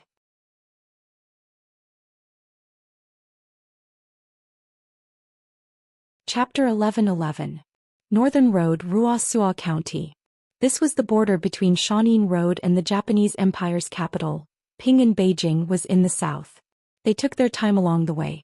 Originally, they could have finished the journey in 8 to 10 days. However, with Xin Tianyao leading the way, they walked for 11 days. When night came, he was in the temporary military tent with a worried face. The provisions that they brought could only last for 4 days. Once this news was spread, the morale of the 50,000 soldiers would be immediately disrupted. At that time, no one dared to imagine what would happen. At this moment, Fukada Tani felt like an abandoned child. He had a home but could not return. He had become a rootless tree. It was already late at night. Outside the tent, only the sound of patrolling soldiers could be heard. Fukada Tani was still standing in front of the map with a worried face. This time they had to deal with the 5-star army. The shadow of the previous failure had not completely dissipated. Thinking of the power of the cannons and the bravery of the cavalry, he did not even have a 10% chance of winning. Although Ashikaga Yoshimasa had told him that the 5-star army had already attacked Nanhai Road, there should not be many soldiers left in Ping and Beijing. However, Fukada Tani did not think this way. King Wunan of Daimyong was in Ping and Beijing. How could he not leave some elite soldiers by his side? Not to mention other things, just leaving some firearms behind would be enough to stop them from advancing. It was true that there were 50,000 soldiers, but he knew better than anyone else what kind of quality they were. If they were fighting a smooth battle, they might have some skills. However, once they met a strong enemy, these people would probably run away. Such a strong opponent was actually sent to fight and only 50,000 weak soldiers. This made Fukada Tani want to curse. He suspected that this was Ashikaga Yoshimasa's plan to kill with a borrowed knife. Everything was because he lost Ping and Beijing as well as a large amount of gold, silver and provisions. But who could be blamed for all this? He believed that even if the great general had been in Ping and Beijing, he would have chosen to avoid him. Thinking of this, Fukada Tani couldn't help but sigh helplessly. What made Kun Fukada so worried in the middle of the night? The voice that suddenly sounded from within the large tent seemed so out of place in the silent night, yet it was also so clear that it could be heard. In an instant Fukata Tani felt goosebumps all over his body. Out of instinct he couldn't help but yell, "Who is it? Is it a human or a ghost?" Seeing Fukata Tani's big reaction, a person walked out from a corner of the tent and said with a smile, "Kun Fukata, don't be nervous. An old friend has come to see you." Borrowing the dim candlelight in the tent, Fukata Tani was finally able to clearly see the person who had arrived. He then said, "So it's Kun Matsumoto. Aren't you? Seeing that Fukata Tani had finally reacted, Matsumoto Kazuma laughed and came to less than 2 meters in front of him. He said, "Yes, I've already defected to the 5-star army, but we're still friends, aren't we? We had the same experience. We were both abandoned by Ashikaga Yoshimasa, weren't we?" Matsumoto Kazuma's entry point was very good. He found the same experience that both of them had. Back then he was also one of the people that the great general valued the most.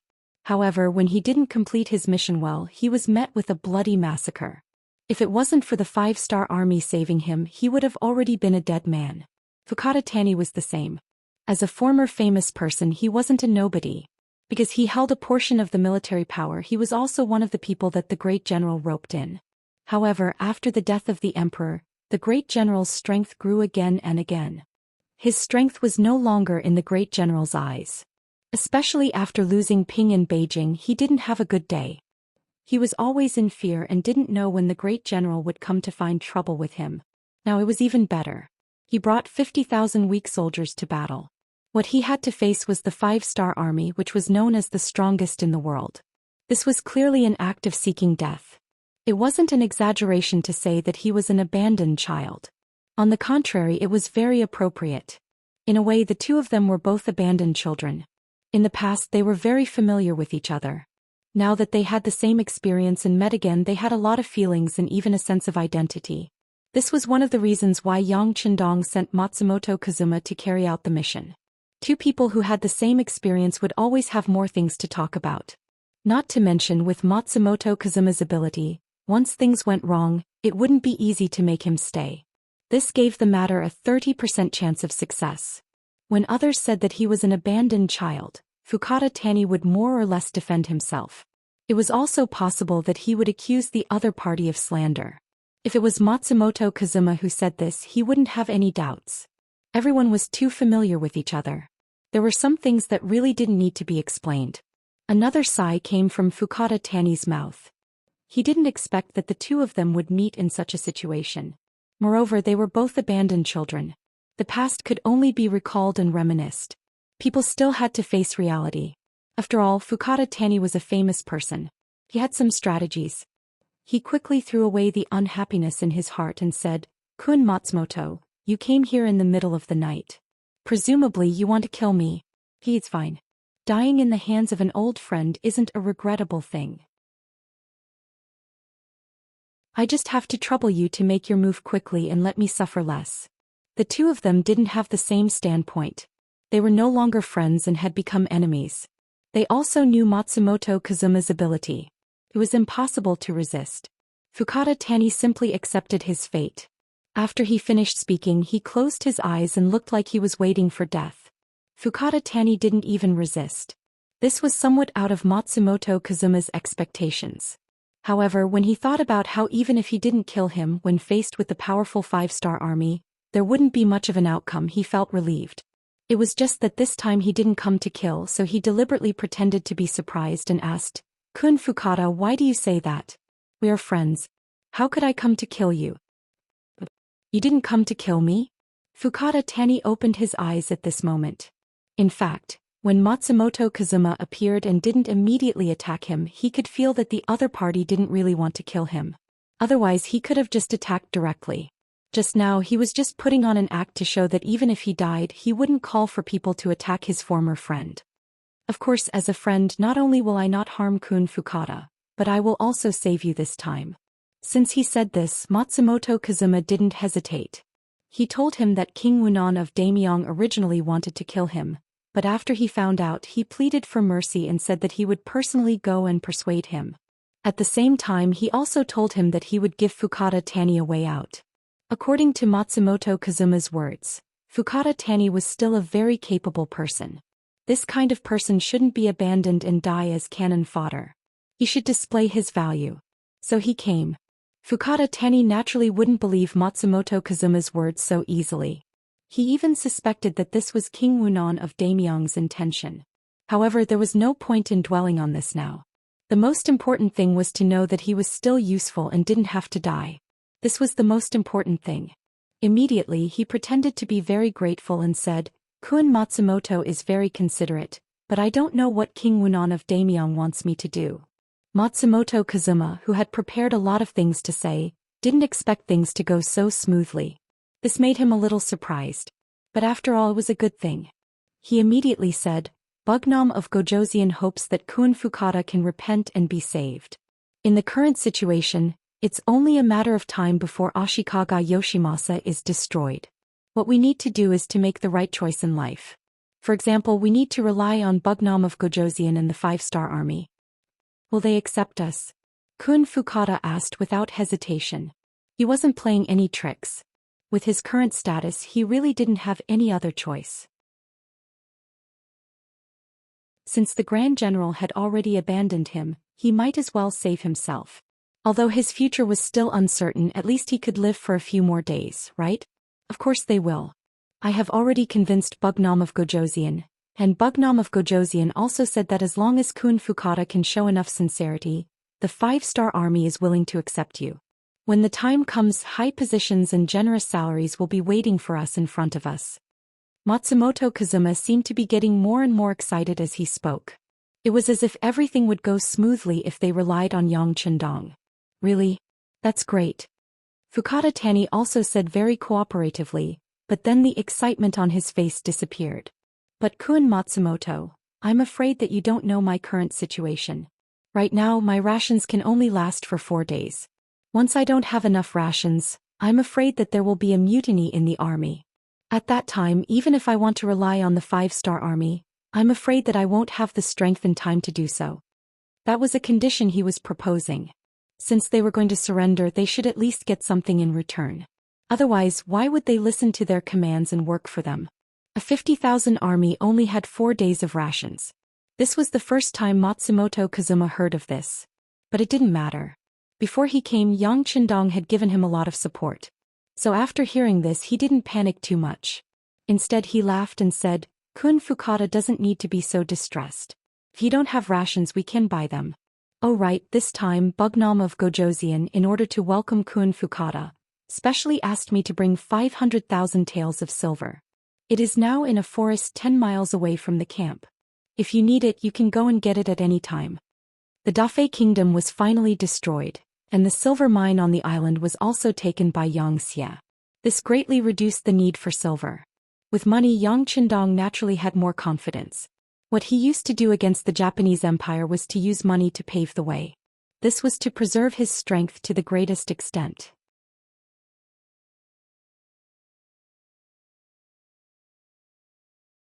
Chapter 11-12. When Fukada Tani heard that he had to spend money to buy food, he wanted to laugh coldly. If there really was money, then what else could he say? However, before he could complain, he heard the words 500,000 taels of silver. He immediately froze on the spot. Then he widened his eyes and asked in disbelief, 500,000 taels of silver? Is this true? It was no wonder that Fukada Tani was so excited. At this time, the money used in the Japanese Empire was mostly Yonghua Tongbao. The Yonghua Tongbao coins with the words Shi and Mu on them were all made by the Japanese Empire. After Ashikaga Yoshimasa took control of the currency, he began to reform it. The copper used in the currency was almost completely gone, replaced by other things. The Yonghua Tongbao coins were originally one of the most exquisite currencies in China's history. However, the Yonghua Tongbao coins that appeared in the Japanese Empire were extremely crude and had no value. They no longer had any purchasing power, and even the commoners didn't recognize them. Since the commoners didn't recognize them, there was almost no use for them. The most hateful thing was that the money that Ashikaga Yoshimasa gave to the generals was still the same. This was equivalent to letting the horse run and not letting the horse eat grass. However, it was precisely because he had no money and no food that he was able to control the various armies and make them work for him. Currently, Fukata Tani had a large amount of crude and worthless Yongle Tongbao coins in his hands. If the commoners didn't recognize them, how could they buy food? This was one of the reasons why he was worried. However, now that he heard that there was 500,000 taels of silver, it was no wonder that his eyes lit up. All of Fukata Tani's actions were seen by Matsumoto Kazuma. He immediately said, "Of course it's true. Why would I lie about such an important matter? If you don't believe me, we can go to the forest 10 li away and get the money." Hey. Fukata Tani didn't try to hide anything. In his opinion, nothing was more important than money. Silver was only silver when it was held in one's hands. Immediately, Fukata Tani sent someone to summon his own guards. A group of over 100 people left the camp in the middle of the night and headed straight for the forest 10 li away. Fukata Tani trusted Matsumoto Kazuma so much because he knew that if Matsumoto Kazuma wanted to kill him, there was no need to beat around the bush. If Matsumoto Kazuma wanted to kill him, he could have killed him just now. The truth did not disappoint him. Sure enough, he found 10 large chests, each of which contained 50,000 taels of silver. After checking, Fukata Tani was naturally satisfied. Together with Matsumoto Kazuma and the guards, they carried the 10 large boxes back to the barracks. When they returned, it was already dawn. Many soldiers had already left their tents and were preparing to eat breakfast. Coincidentally, one of the chests had been knocked over on the ground. When the dazzling silver fell to the ground, it immediately attracted a lot of attention. Soon after, the news spread and Fukata Tani's 500,000 taels of silver was known by everyone. When they returned to the main tent, Fukata Tani had already changed from his previous dispirited state to that of excitement and excitement. What Matsumoto Kazuma said next made him even more excited. "Kun Fukata, I have a plan that can save us 500,000 taels of silver and get enough food. But I don't know if I have the guts to do it." "What plan?" With 500,000 taels of silver in front of him, Fukata Tani no longer had any doubts about Matsumoto Kazuma. He immediately asked eagerly. Knowing that the time was right, Matsumoto Kazuma did not intend to keep him in suspense. He immediately spoke of his idea. It was very simple. It was to snatch food. Snatching food was a common thing for rebel armies. But to Fukata Tani, who had 50,000 soldiers, it would be very difficult to gather enough food by snatching food from the commoners. This was because the commoners would not foolishly leave their food at home. Instead, they would hide it. Moreover, without enough accurate information, not only would they not be able to snatch enough food, it was very likely that they would anger the commoners and lead to a chaotic battle, damaging their own strength. Thus, this was not something that an ordinary army would be willing to do. However, if they were to snatch food from other armies, the effect would be completely different. Since they were both armies, their food would naturally be gathered together. There would be no need to search everywhere, and they would be able to gather large amounts of food to solve their urgent needs. Matsumoto Kazuma's idea of snatching food was to snatch food from other armies. After he spoke of his idea, Fukata Tani nodded continuously until he finally laughed out loud. After an hour, the various junior generals who were waiting outside the main tent were finally allowed to enter. Previously, these junior generals looked down on Fukata Tani. Some of them had even thought about where they would run to once the war started. But now, with the temptation of 500,000 taels of silver, everyone's mentality had completely changed. Money could make the world go round, let alone ordinary people. Fukata Tani was also watching everyone who entered the tent. When he saw that their mental state had completely changed and many of them even looked at him with flattering eyes, he was indescribably happy. At this moment, he finally felt like he was in charge of an army. After waiting for all the junior generals to enter the tent, Fukata Tani, who was sitting at the head of the table, finally opened his mouth and said, "All right, since everyone is here, then there are some things that I can tell you directly. We are a deserted army, everyone knows that, right? How could everyone not know about this matter?" Because of this, everyone couldn't help but nod their heads. However, there were some who didn't understand why the general would suddenly say such words. What was his intention? What we are going to face next is the 5-star army, an army that has the advantage of powerful firearms. Everyone knows that, right? In exchange, everyone still nodded their heads. They were even more confused about Fukata Tani's intention. Facing such an opponent, we are equivalent to sending ourselves to death. Does anyone have any objections? Still, everyone nodded their heads in unison. Therefore, Fukata Tani revealed his true intention. Since we know that we are going to die, then as the commander, how can I watch everyone die? Therefore, I have decided that we will not attack Ping and Beijing. We will turn to the Xianxia road and attack the Maori regularization. The grain in his hands will be our target this time. That's right, this was the idea that Matsumoto Kazuma gave to Fukata Tani. The so-called snatching of grain was to snatch the grain of the Maori regularization's 100,000 soldiers that were heading to the Xianxia road. Similarly, the Maori regularization was under the command of the great general. Not only were the soldiers composed of young adults, but their grain was also very abundant. If they could snatch their grain, then it would definitely solve the problem of their own grain being depleted. At the same time, it was tantamount to showing loyalty to Bugnam of Gojoseon and making a contribution. It could be said that the 500,000 taels of silver were not taken for nothing. It could also be said that they had found a way out for themselves in the future. Fukata Tani's decision was heard by everyone. Naturally, they were very surprised. They also knew that the grain in the army could only last for 4 days. If they did not snatch the grain, they would not be able to survive.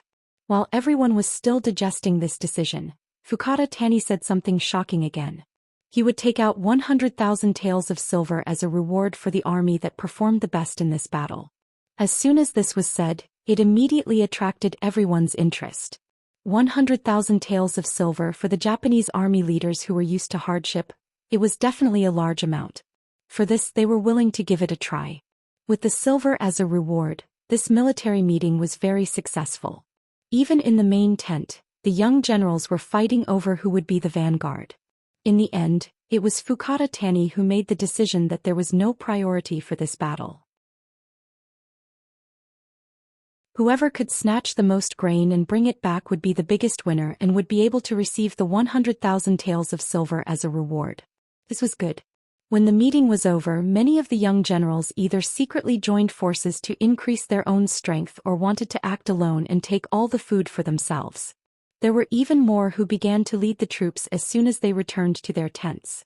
It was as if they were afraid that if they were a step late, they would not be able to get any benefits. People say that interest is the best teacher. When a person wholeheartedly wanted to do something, there was nothing that could not be done or not done well. When everyone's initiative was completely aroused, the power that could be displayed was also amazing.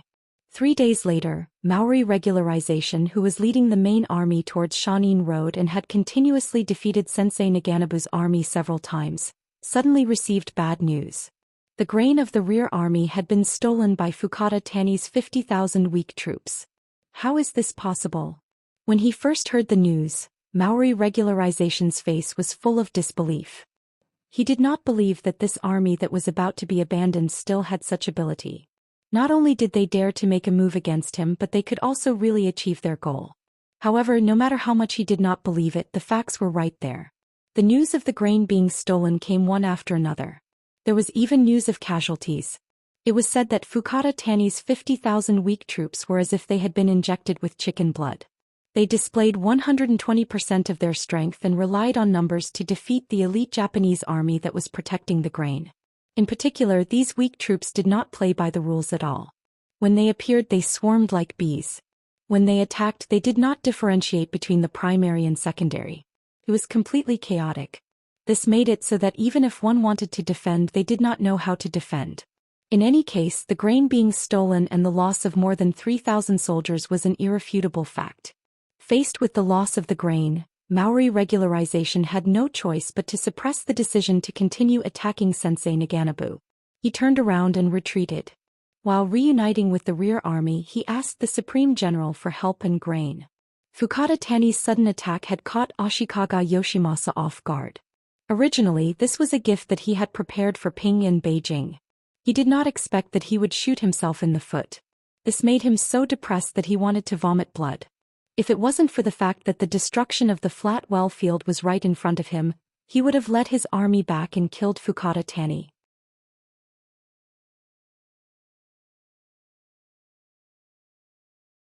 Chapter 11-13. When the news came, Yang Qindong breathed a sigh of relief. With the addition of this chaotic army, It was enough to make Ashikaga Yoshimasa suffer. Taking this opportunity, he turned his attention to the Battle of Nanhai Province. The attack on Ge Prefecture, which was close to Ping and Beijing, had already begun. With the new army commander Su He taking the lead, they were naturally victorious. Yang Qindong didn't need to worry about anything. He was more concerned about the Battle of Awaju Island and the reaction of the more than 300,000 Japanese naval division in Nanhai Province. Yang Qindong had set a 20-word policy for Nanhai Province's attack. The cavalry would attack the Vietnamese line, the navy would attack Awaju Island, the two sectors would be scorched earth, and Nanhai Province would be surrounded but not attacked.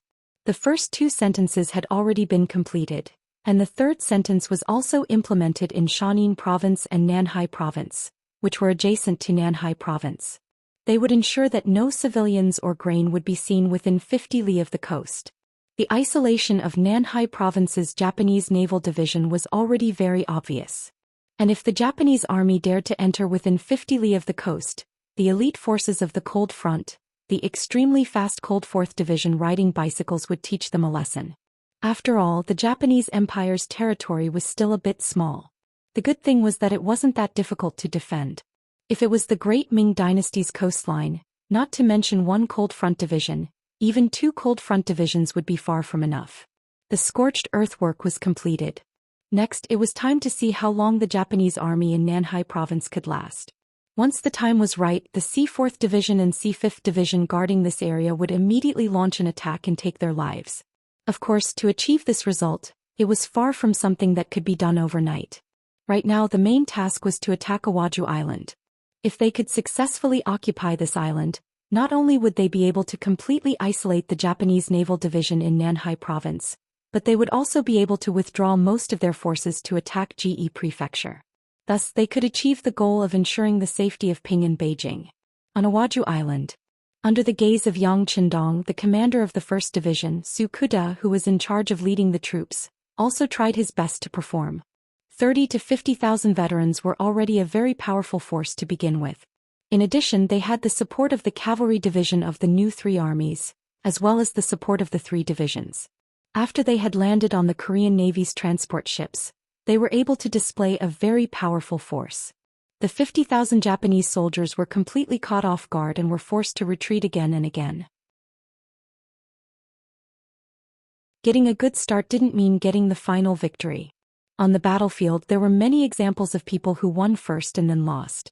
Relying on their understanding of the terrain as well as the rapid recruitment of new soldiers from the common people, the Japanese army on Awaju Island went from retreating step by step to standing on equal footing with the Five-Star Army. This was within Yang Qindong's expectations. According to the intelligence analysis of the Security Bureau and the CIA, the Navy was one of the most capable forces in the Japanese Empire. Perhaps they were rarely involved in civil wars, allowing them to maintain a detached attitude. Because of this, they had more time to train. If it weren't for the fact that their weapons and equipment were far inferior, even the Five-Star Army's navy wouldn't be able to gain any advantage over them. How could such an army be annihilated so easily? It was normal for them to be in a stalemate. Yang Qindong also knew that such a situation would not last long. After all, Awaju Island was now an isolated island. Without any reinforcements, it was only a matter of time before their morale crumbled. That would be the end of their army. Everything was within his expectations, and Yang Qindong's originally nervous heart relaxed a lot. This could be seen from the fact that he had been coming out of the palace recently. Instead of staying in the palace, Yang Qindong had to walk around. He wanted to see the situation in Neon from his own perspective, especially the life of the people at the bottom. He wanted to know what they needed and what they hoped for. After understanding all this, he knew what to do to completely solve the problem here. Yang Qindong didn't know that everything he did was being watched by someone. It was the intelligence personnel left behind by the general's forces in Ping and Beijing. They received the latest order to keep a close eye on King Wunan of Damyang's every move. If this person stayed in the palace, they had to know the situation of the palace's defense and the time of the guard's shift change. From this point of view, in order to kill Yang Qindong, Ashikaga Yoshimasa must have been prepared to storm the palace. What the intelligence personnel left behind didn't expect was that the King Wunan of Damyang actually took the initiative to come out. Although there were many guards accompanying him, more than 200 each time, it was not as safe as staying in the palace. A few days later, Yamaguchi Fukada, the general's favorite, the captain of the samurai team, appeared. This also indicated that it was time to start the assassination plan against Yang Chendong. There were also 600 elite samurai with Yamaguchi Fukada. This was also thanks to Yang Chendong's policy towards the Japanese Empire. Since Ping and Beijing was occupied by him, except for the first half of the month when the city gate was closed and people were arrested and searched for, the rest of the time the city gate was opened wide, as if it was welcoming guests from all over the world. There were even immigration counters on the streets of Ping and Beijing. The general idea was to give the people of the Japanese Empire who wanted to be safe and live an ordinary life a way out. After all, the Japanese Empire was in internal strife, and the people who suffered the most would always be the people. Unlike those ambitious warlords, many people were still willing to live on the land in front of them. Once the immigration counters were opened, a large number of people signed up every day. Many of them had heard the news and came from nearby cities or even farther places. The 600 elite samurai were mixed in with these people. They were dressed like ordinary people and sneaked into Ping and Beijing. It was so easy to enter Ping and Beijing, which made Yamaguchi Fukada more confident about the completion of this mission. He had brought 600 elite samurai, which was almost all of his strength. It was not impossible for him to storm the palace if he was prepared, not to mention assassinating Yang Chendong outside the palace. He was full of confidence. Fukada Tani, who was originally attacking Ping and Beijing, had taken the Maori regularization's ass. Yang Chendong seemed to have completely forgotten about the so-called safety. Every day after breakfast he would start to visit the streets. These days he even directly left Kyoto and began to wander in the nearby mountains and forests. He gave people the feeling that he was on a scenic tour, but he did not bring Princess Junko with him, which inevitably made people suspicious.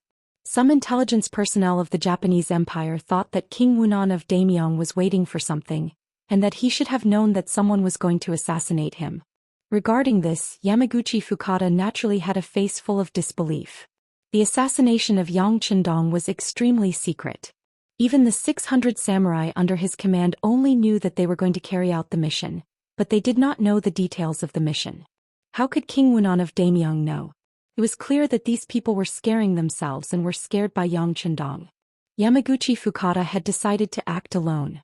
With 600 samurai, even if they were prepared, what could they do? They could even kill him with a crowd of people. Speaking of which, Yang Chendong was not doing any seductive actions, nor was he setting up a trap for people to fall into. The reason why he had been wandering around the nearby mountains was because of the underground mines. The Japanese Empire was an island country. Due to the geological structure and volcanic rocks, there were very few mountains. However, in these mountains there were relatively large reserves of coal, limestone, sulfur, copper, bismuth, and other minerals. The main reason why he appeared near Ping and Beijing was not because of these, but because he knew that there was a silver mountain nearby. This was also the main reason why the Japanese Empire was able to develop in the later period. He came to find the exact location of this place. Speaking of which, he still had to thank Yang Chendong for his previous life. When he was carrying out a mission here under the name of Yang Dong, he happened to hear from a local old man that there used to be a silver mountain here hundreds of years ago. The silver content was very high and very pure. That was God's longing for the people of the Japanese Empire. In fact, he was a little curious, so he asked some people and confirmed the authenticity of this matter. Now that he had returned to hundreds of years ago and came to this place, how could he let go of the silver mountain? Xianxia's development was too fast. His own ability to produce blood was not bad, but he still felt a little stretched. Although he found a few silver mountains on the island of the Great F country, it had greatly alleviated all kinds of economic pressure. But then again, who would complain about having too much money? These days Yang Chendong suddenly thought of this matter. Every day he wandered around the nearby mountains to determine which mountain was his target. After a few days of hard work, he finally determined that his final target was the 3 mountains in front of him. Later, as long as he sent people to dig and develop, there would be a surprise waiting for him. After many days of hard work, there was finally a good result. Yang Chendong could not help but breathe a sigh of relief. Then, from a distance behind him, there were sounds of fighting and yelling. Then Beta Persei talked to a Long Wei who ran from afar for a while, then returned to Yang Qindong's side and said, "Young master, someone wanted to assassinate you, but was discovered by Long Wei outside and suppressed with the 95 style. Want to kill me?" Yang Qindong was stunned when he heard this, then he smiled. He now appeared as an invader. Although it was for the sake of the 8th Madam Princess Junko, it also broke the original balance here. It was normal for someone to want to kill him. Since they could force Long Wei to use the 95 style, needless to say the other party's background was not small. All kinds of thoughts flashed through his mind. Yang Qindong asked again, "Do you know who came?"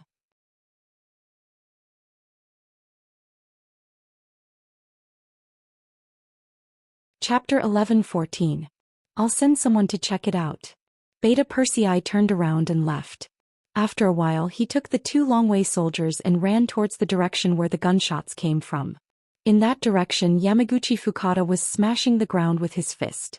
Some stones were smashed to pieces under the huge force, but he didn't seem to feel it at all. Samurai are different from ninjas. They can use the things around them plus their own flexibility and speed etc. to hide their body and achieve the effect of approaching the target at the closest distance. This way they are better at assassination. In contrast, samurai's combat power is more powerful, but they are only strong in normal combat power. Every time they want to get close to the target they have to make some big noise. Just like now, as soon as they made their decision, they were spotted by the dragon guards who were in charge of the outer perimeter security. After a failed warning, the dragon guards immediately opened fire. The dozens of warriors who were charging at the front were shot dead on the ground amidst the battle cries. The distance was at least 300 meters. The death of the samurai frightened Yamaguchi Fukada. He was forced to let the other samurai lie on the ground and try not to expose his body as much as possible. But at the same time he was furious. This kind of opponent that he couldn't reach at all made him feel powerless.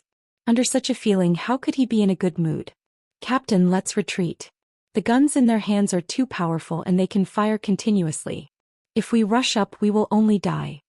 A samurai captain who is also Yamaguchi Fukada's trusted aide, crawled to his side and said, "Should we retreat?" Yamaguchi Fukada was unwilling. This time their appearance was so sudden but they couldn't get close to the target. They didn't even see Yang Qindong's true appearance. If they give up such an opportunity, it can be imagined that it will be even more difficult to assassinate him in the future. But if they don't retreat now, what's the difference between lying here and waiting for death? Once more time passed and more 5-star soldiers appeared. Wouldn't it be impossible for him to retreat even if he wanted to?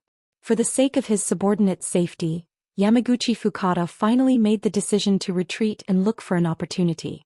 At this moment he realized that the 5-star army had started to retreat. What's going on? Yamaguchi Fukada was puzzled at first, but then he thought of something and laughed. "I know, it must be because the other party's guns are out of gunpowder or they are running out of gunpowder. Otherwise, why would they retreat when they have the upper hand?" Yamaguchi Fukada, who felt that he knew the truth, was filled with energy again. After a loud shout, he ordered his warriors to get up and charge forward. However, for the sake of safety, only a few dozen warriors stood up this time. They were also guarding against the enemy's muskets and didn't want to suffer too many losses. The few dozen warriors stood up and waved their katanas as they charged forward. The 5-star army on the other side was indeed only retreating. They only occasionally fired a shot or two, but they were far less concentrated and confident than before. Yamaguchi Fukada saw all of this and was very excited. With loud shouts, the warriors under his command all stood up and charged forward in a frenzy. Yang Qindong was standing in an open space at the foot of the mountain. On his left and right were 100 Long Wei soldiers. At this moment, they were all holding the 95 style in their hands and stood proudly. In front of them, the 50 Long Wei soldiers who were in charge of the periphery were quickly retreating. When they retreated to Yang Qindong's side, the person in charge, Peng Yu, laughed and took the initiative to say, "Sixth young master, the mission to lure the enemy has been successfully completed." "Very good." Yang Qindong nodded with a smirk on his face. Of course, the retreat this time was not caused by a lack of bullets. After the assassination in Baiming's Kyoto Yongding Gate, the Long Wei soldiers were fully equipped with bullets when they went out with Yang Qindong. 200 people could easily deal with an enemy 10 times their number, Not to mention that this time they were facing an enemy 3 times their number. How could they not have enough bullets? However, he still made a move to retreat in order to eliminate all of them. Once they escaped and returned to Pingyang City, they would be the biggest threat to his safety. Yamaguchi Fukada didn't know that when he saw that the enemy only had a few hundred people, which was a quarter of his forces, he couldn't help but want to look up to the sky and sigh. This was an opportunity given to them by the heavens. When the distance between the two sides was only 200 meters, Yamaguchi Fukada led the samurais closer step by step with a determined look on his face. Their speed was very fast. 180 meters, 150 meters. Soon it was 120 meters. At this distance, those who had some strength could shoot with a strong bow. Finally, the Longwei soldiers raised their lowered muzzles one by one. With Beta Persei's order, bursts of fire spewed out from the muzzles and fell on the samurais opposite them one by one, forming little blood flowers. These were blood flowers, not snowflakes. With the appearance and production of these blood flowers, the samurais fell one after another in the process of charging. After several waves of attack, there were less than 200 people left in the team of nearly 600 people. Such a fast death rate made Yamaguchi Fukada's heart bleed after seeing it. This was the result of many years of hard work to train these 600 elites, but now they died one by one without even touching the opponent's clothes or seeing the opponent's appearance clearly. This result was unacceptable. You guys retreat, the rest of you charge with me. In order to leave a seed of hope for the samurais, Yamaguchi Fukada gritted his teeth and issued an order, forcing a team of 50 people to retreat, while he himself still resolutely rushed forward. Even if he was going to die, he wanted to die while charging forward. This was the only way to not disgrace the spirit of the samurai. But what happened next made Yamaguchi Fukada have the urge to vomit blood again. Just behind them, when the 50 samurais that he regarded as seeds turned around, 50 Longwei members suddenly appeared behind them. These 50 people came in a roundabout way after the battle started, with the idea of completely wiping out the enemy. Under the leadership of Yamaguchi Fukada, the 50 people fired their guns as if they were practicing shooting. The difference was that they were shooting at targets during training, but now they were shooting at real enemies. 50 against 50, the battle ended very quickly. After hearing the gunshots and turning his head, Yamaguchi Fukada saw the scene of all the retreating members dying. At this time there were less than 10 samurais standing beside him, and this was because the Longwei members showed mercy and did not continue to use them as targets. Otherwise, none of them would have survived. At this moment, the distance between the two sides was less than 80 meters. At a distance of 80 meters, the 95 style still had the advantage and completely controlled the situation. Beta Persei finally said, "You guys, surrender." Beta Persei shouted this sentence in Japanese. Although it was a little awkward, it was enough for the other party to understand what he said. Surrender. Yamaguchi Fukada's crazy face was constantly twisted. There was nothing more humiliating than surrendering to a samurai. Ninjas could surrender, but samurais could not. This had a lot to do with the requirements of their daily training and education. At this moment, Yamaguchi Fukada first shook his head, then shouted with all his strength, "I've heard that the 5-star Army's warriors are all good at fighting, but I don't know if you dare to fight with us in close combat and let us see your methods and abilities." This kind of scene often happened in later generations of TV dramas. Often when the villain said this sentence, the omnipotent main character would appear. He would either hold a large sword or a red spear and go into battle alone. With just a few answers he would be able to kill several Woku pirates. It was a very satisfying scene. But that was just a TV effect. In reality, no one would do that. Was it fun to take the risk? Moreover, when the pirates were surrounded by Han people, how many of them would choose to fight you one-on-one? Wouldn't they swarm you or shoot you to end your opponent's life? Idiot. Listening to Yamaguchi Fukada's challenge, Yang Chendong slightly opened his mouth and spat out these 2 words. Beta Persei, who had been by his side for a long time, already knew what kind of personality the young master had. He also smiled. This idiot in his ears was like an order to open fire. He first raised his right arm high, then quickly lowered it, bringing with it a burst of gunfire. Poor Yamaguchi Fukada, in the end, didn't even touch the corner of a Longwei's clothes. He was shot several times and died. Even when he died, his eyes were still wide open as if he died with a grievance. After the investigation, a total of 603 corpses were found, including 2 intelligence personnel from the Japanese Empire. Yang Qindong casually ordered people to dig a big hole and bury them. Ashikaga Yoshimasa was a very sharp knife in his eyes. In the eyes of many people in the Japanese Empire, they represented a very powerful existence. They were not in Yang Qindong's eyes at all. They were just countless assassins who wanted to kill him, but in the end they were killed instead. Yang Qindong really didn't have the slightest interest in them. Because this incident happened outside the city, it didn't attract any attention. Only some high-level members of the 5-star army knew about it. Matsumoto Kazuma, who had just returned from the Shanin Road, was fortunate enough to know about this news. His face was full of shock and stupefaction. For a long time, ninjas and samurai were like 2 life-and-death enemies. They became the 2 sharp swords in the hands of Supreme General Ashikaga Yoshimasa. No one could stop them as long as they pointed at them.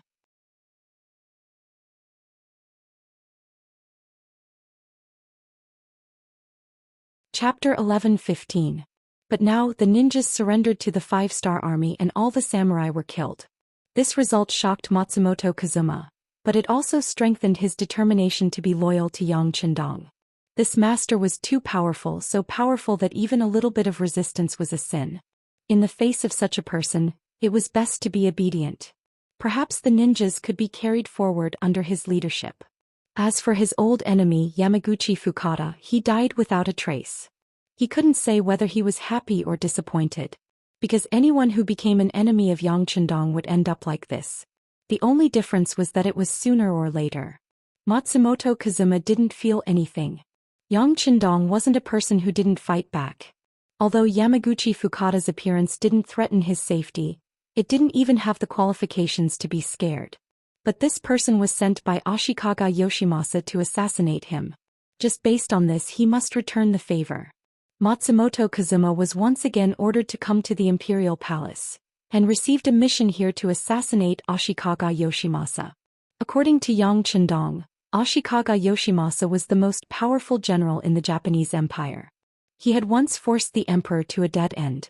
He must be heavily guarded and it wouldn't be easy to kill him. But it didn't matter. Even if he couldn't kill him, he still needed to scare him. If he couldn't kill him, then he would kill some people who were close to him. As for who these people were, presumably Matsumoto Kazuma, who had been important by his side, would be very clear. 20 heads. If we can't kill Ashikaga Yoshimasa, then we'll take the heads of 20 of his trusted subordinates. I want to let people know that if they want to kill me, they will have to pay a heavy price.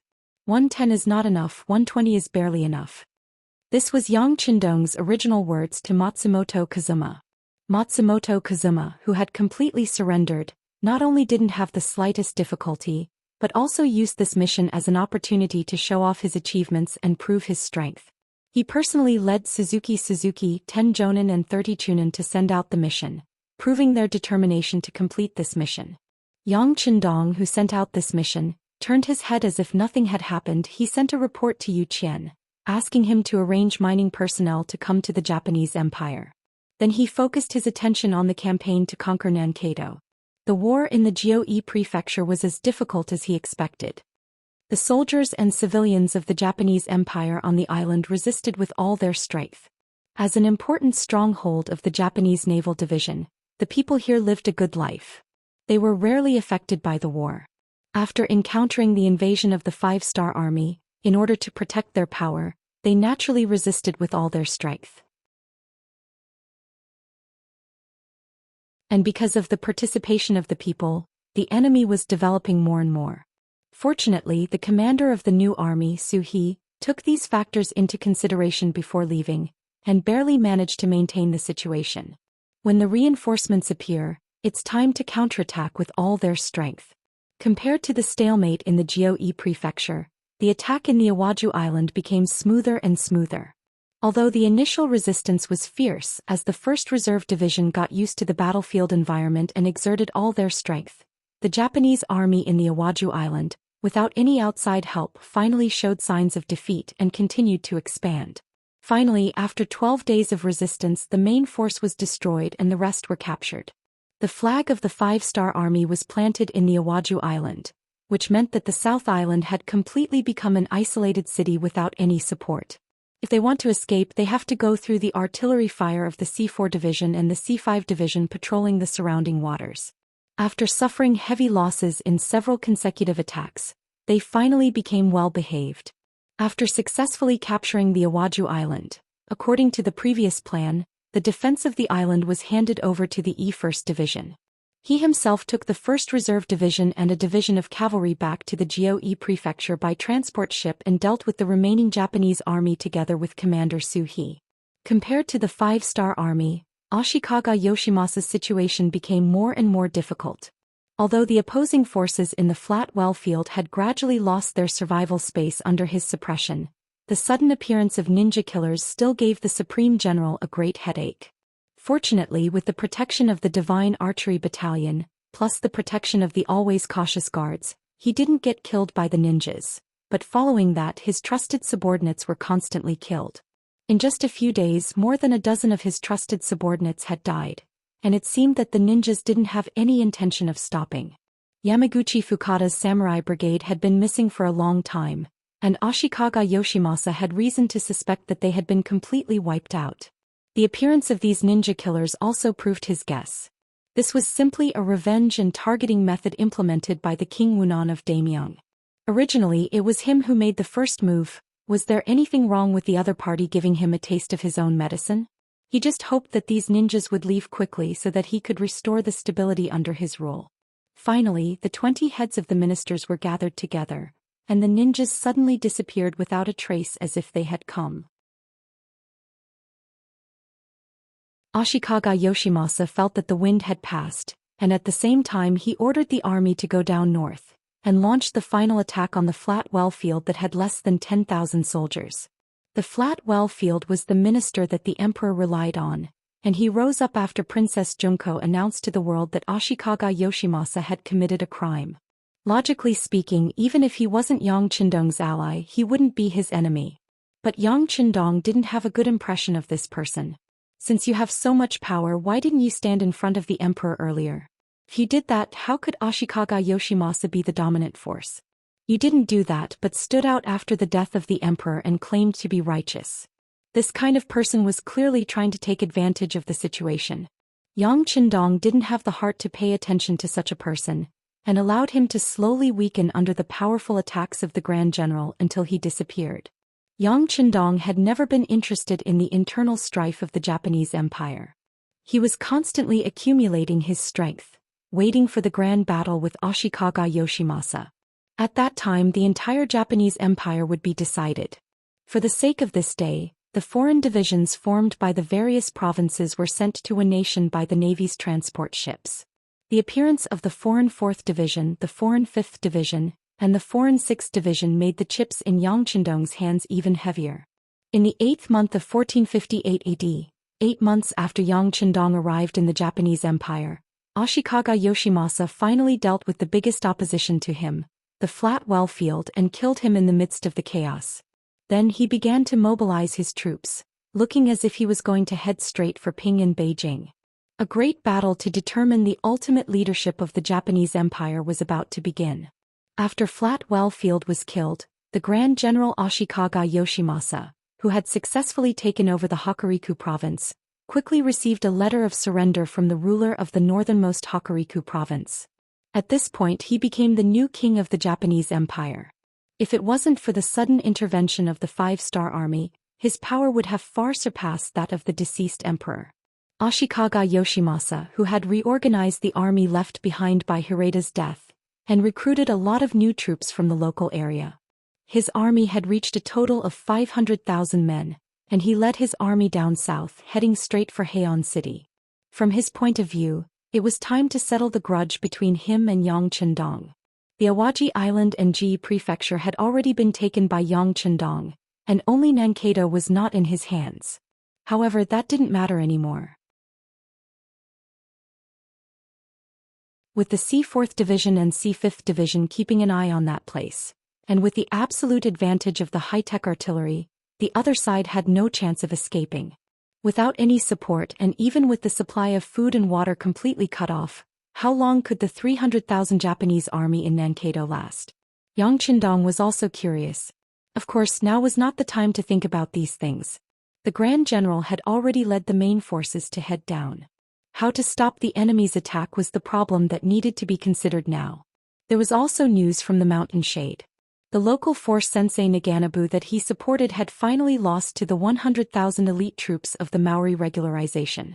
Originally, Xianxia's sudden attack after snatching the rations of Maori Jing's 100,000-strong army had indeed foiled the enemy's original plan, forcing them to turn back. However, elites were elites. When the Maori regularization with the support of the Grand General regained the provisions, the two sides fought a bloody battle. It could not even be called a bloody battle. After a slight resistance, Fukada Tani's troops were defeated. If not for Sensei Naganabu's timely arrival, he would have died. The Maori regularization was worthy of being the Grand General's #1 fierce general. Even in the face of the joint forces of Sensei Naganabu and Fukada Tani, he did not have the slightest fear. Instead, he ordered a fierce attack. In the end, after a standoff of 12 hours, Sensei Naganabu, who had allied with the Maori regularization, was disappointed to find that some of his allies had left him. The actions of his allies caused Sensei Naganabu to lose their support. In the end, they had no choice but to retreat regretfully. Because of this, the Maori regularization had taken over half of the mountain shade. They had seized countless provisions and people, greatly increasing their own strength. At the same time, it had also increased the difficulty of Yang Qindong's conquest of the Japanese Empire.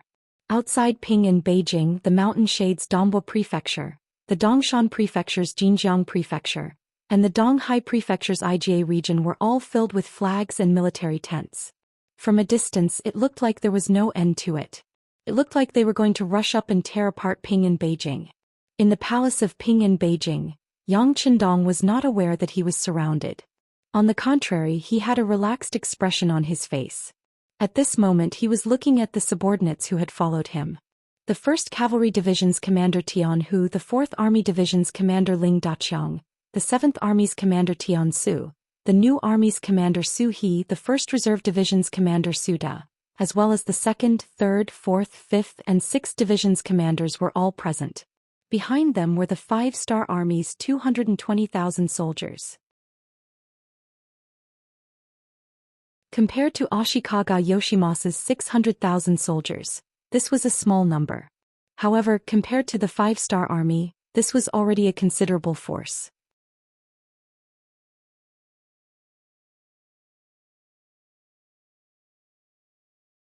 Chapter 11:16. Apart from a few foreign tribes, the rest were all elite soldiers who had been through hundreds of battles. Among them were the Lung Feng Division, the Lu 4th Division, and the Lu 7th Division, who were all armed with firearms. And all these people were gathered together just to defend the peace capital, so Yang Qindong really didn't feel any pressure. Of course, if it was just to defend the city, these troops were naturally enough. But Yang Qindong didn't just want that. He wanted to conquer the entire Japanese Empire. Especially when Beiming boasted of its wings and gradually began to show its fangs. The pressure on the new 1st Army and the new 2nd Army on the grassland was increasing day by day. If the problem couldn't be solved, unpredictable things would happen at any time.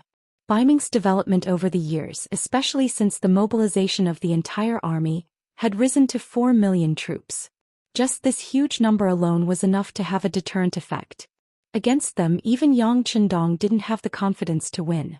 Ants could bite an elephant to death. It wasn't just a saying. Therefore, in the eyes of others, Yang Qindong, who should be defending Ping and Beijing, had decided to launch a counterattack. He wanted to eliminate the main force of Ashikaga Yoshimasa, so as to quickly get out of the quagmire of war in the Japanese Empire. The war in the Japanese Empire had been going on for 8 months. Compared to taking down the Golden Border Dynasty in 30 days and taking down the other Southeast Asian countries in 2 or 3 months, the delay here was really too long. The longer the war dragged on, the greater the investment and the greater the pressure on money and food.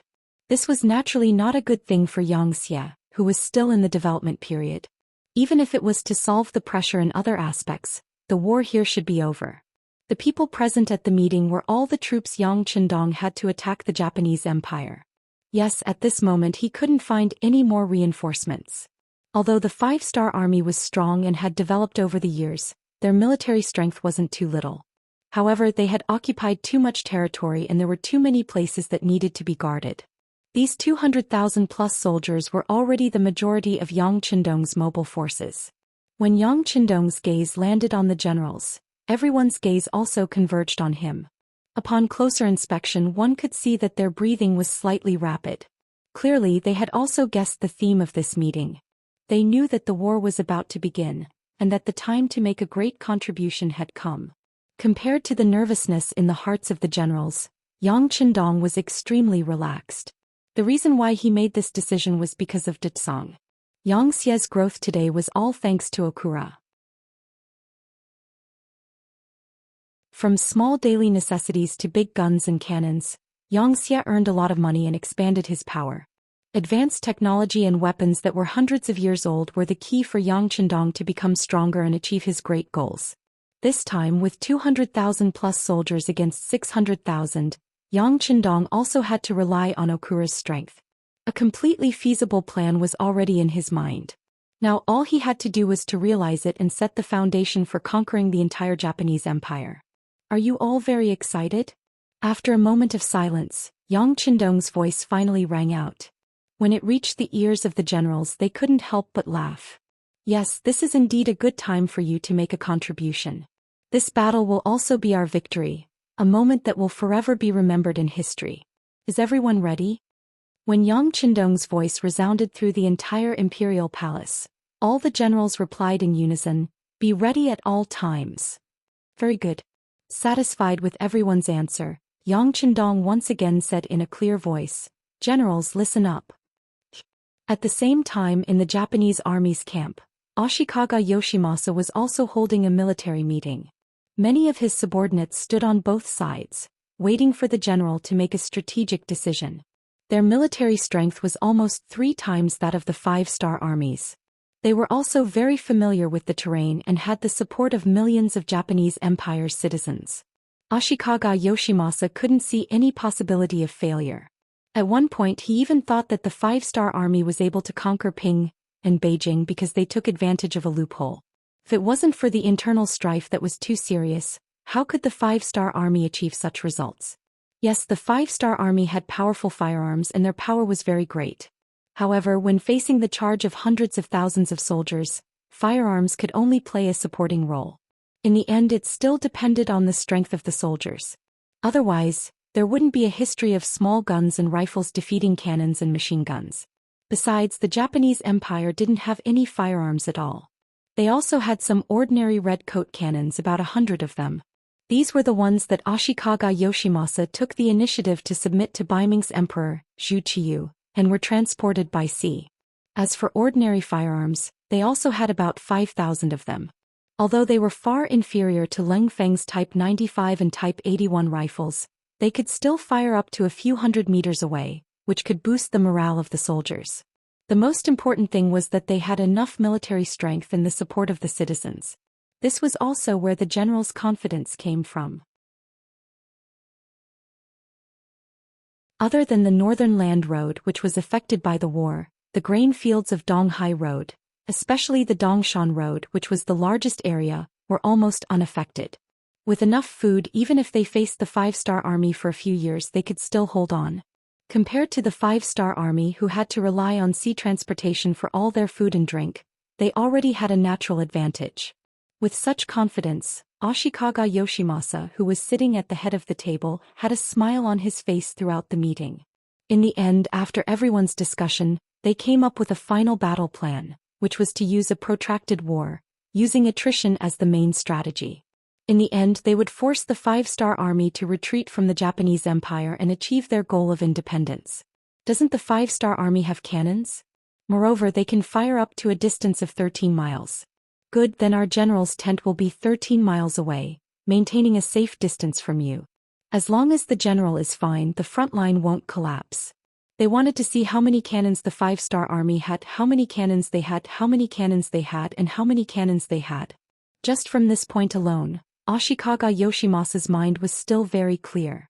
At least he didn't choose to attack Ping and Beijing.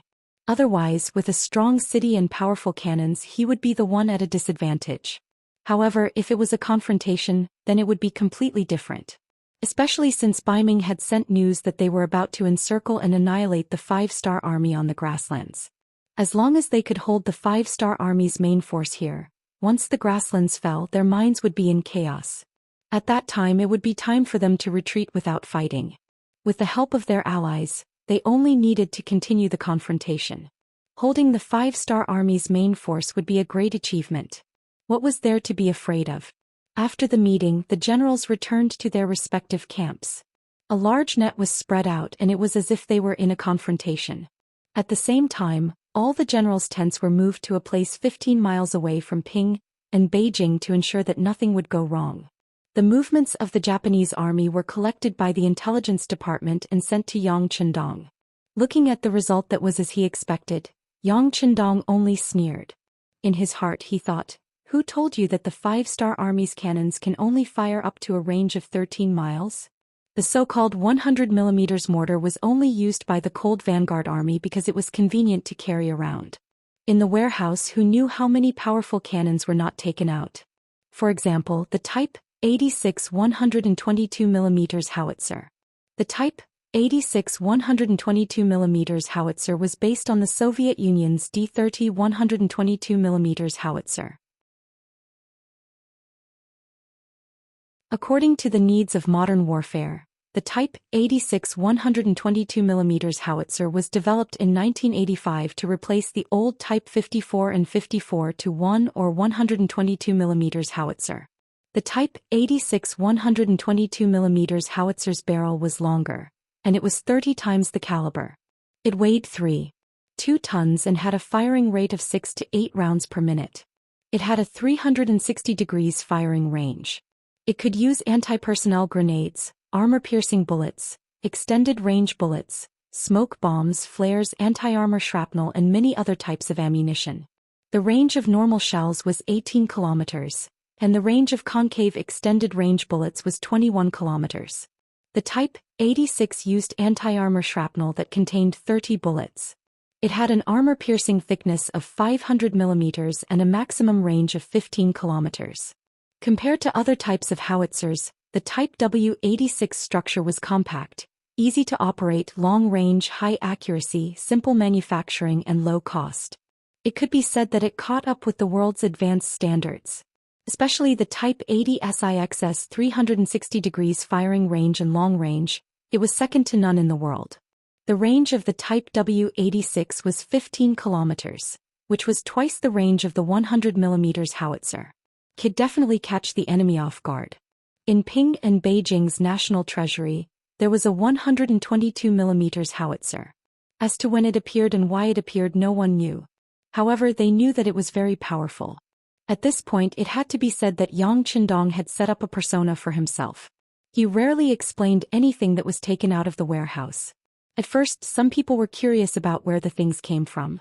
Beta Persei had also made mistakes in this regard. He even chased after Yang Chendong for an answer. The answer was that he did not get any answer and was even arranged to train in the army. This scared Beta Persei. He was not afraid of hardships as a soldier, but he was afraid that he would lose his identity as a Yang family servant. After training for a while, he returned to Yang Chendong's side and kept his mouth shut. He knew what to ask and what not to ask. Even Beta Persei was like this. Could be imagined that other people would not dare to ask so many questions. Because of this, Yang Chendong became even more mysterious. When the 122mm howitzer appeared in front of several generals, they were inevitably shocked. Some of them had heard some news that there were some powerful cannons being developed in the arsenal of Xianxia City, but no one had seen what it looked like. Now that they finally had the opportunity to feast their eyes, they were naturally surprised and excited. You're tuning in to the Zhou Xian's Legacy YouTube channel. Don't forget to subscribe and join us on this journey to catch the most captivating stories.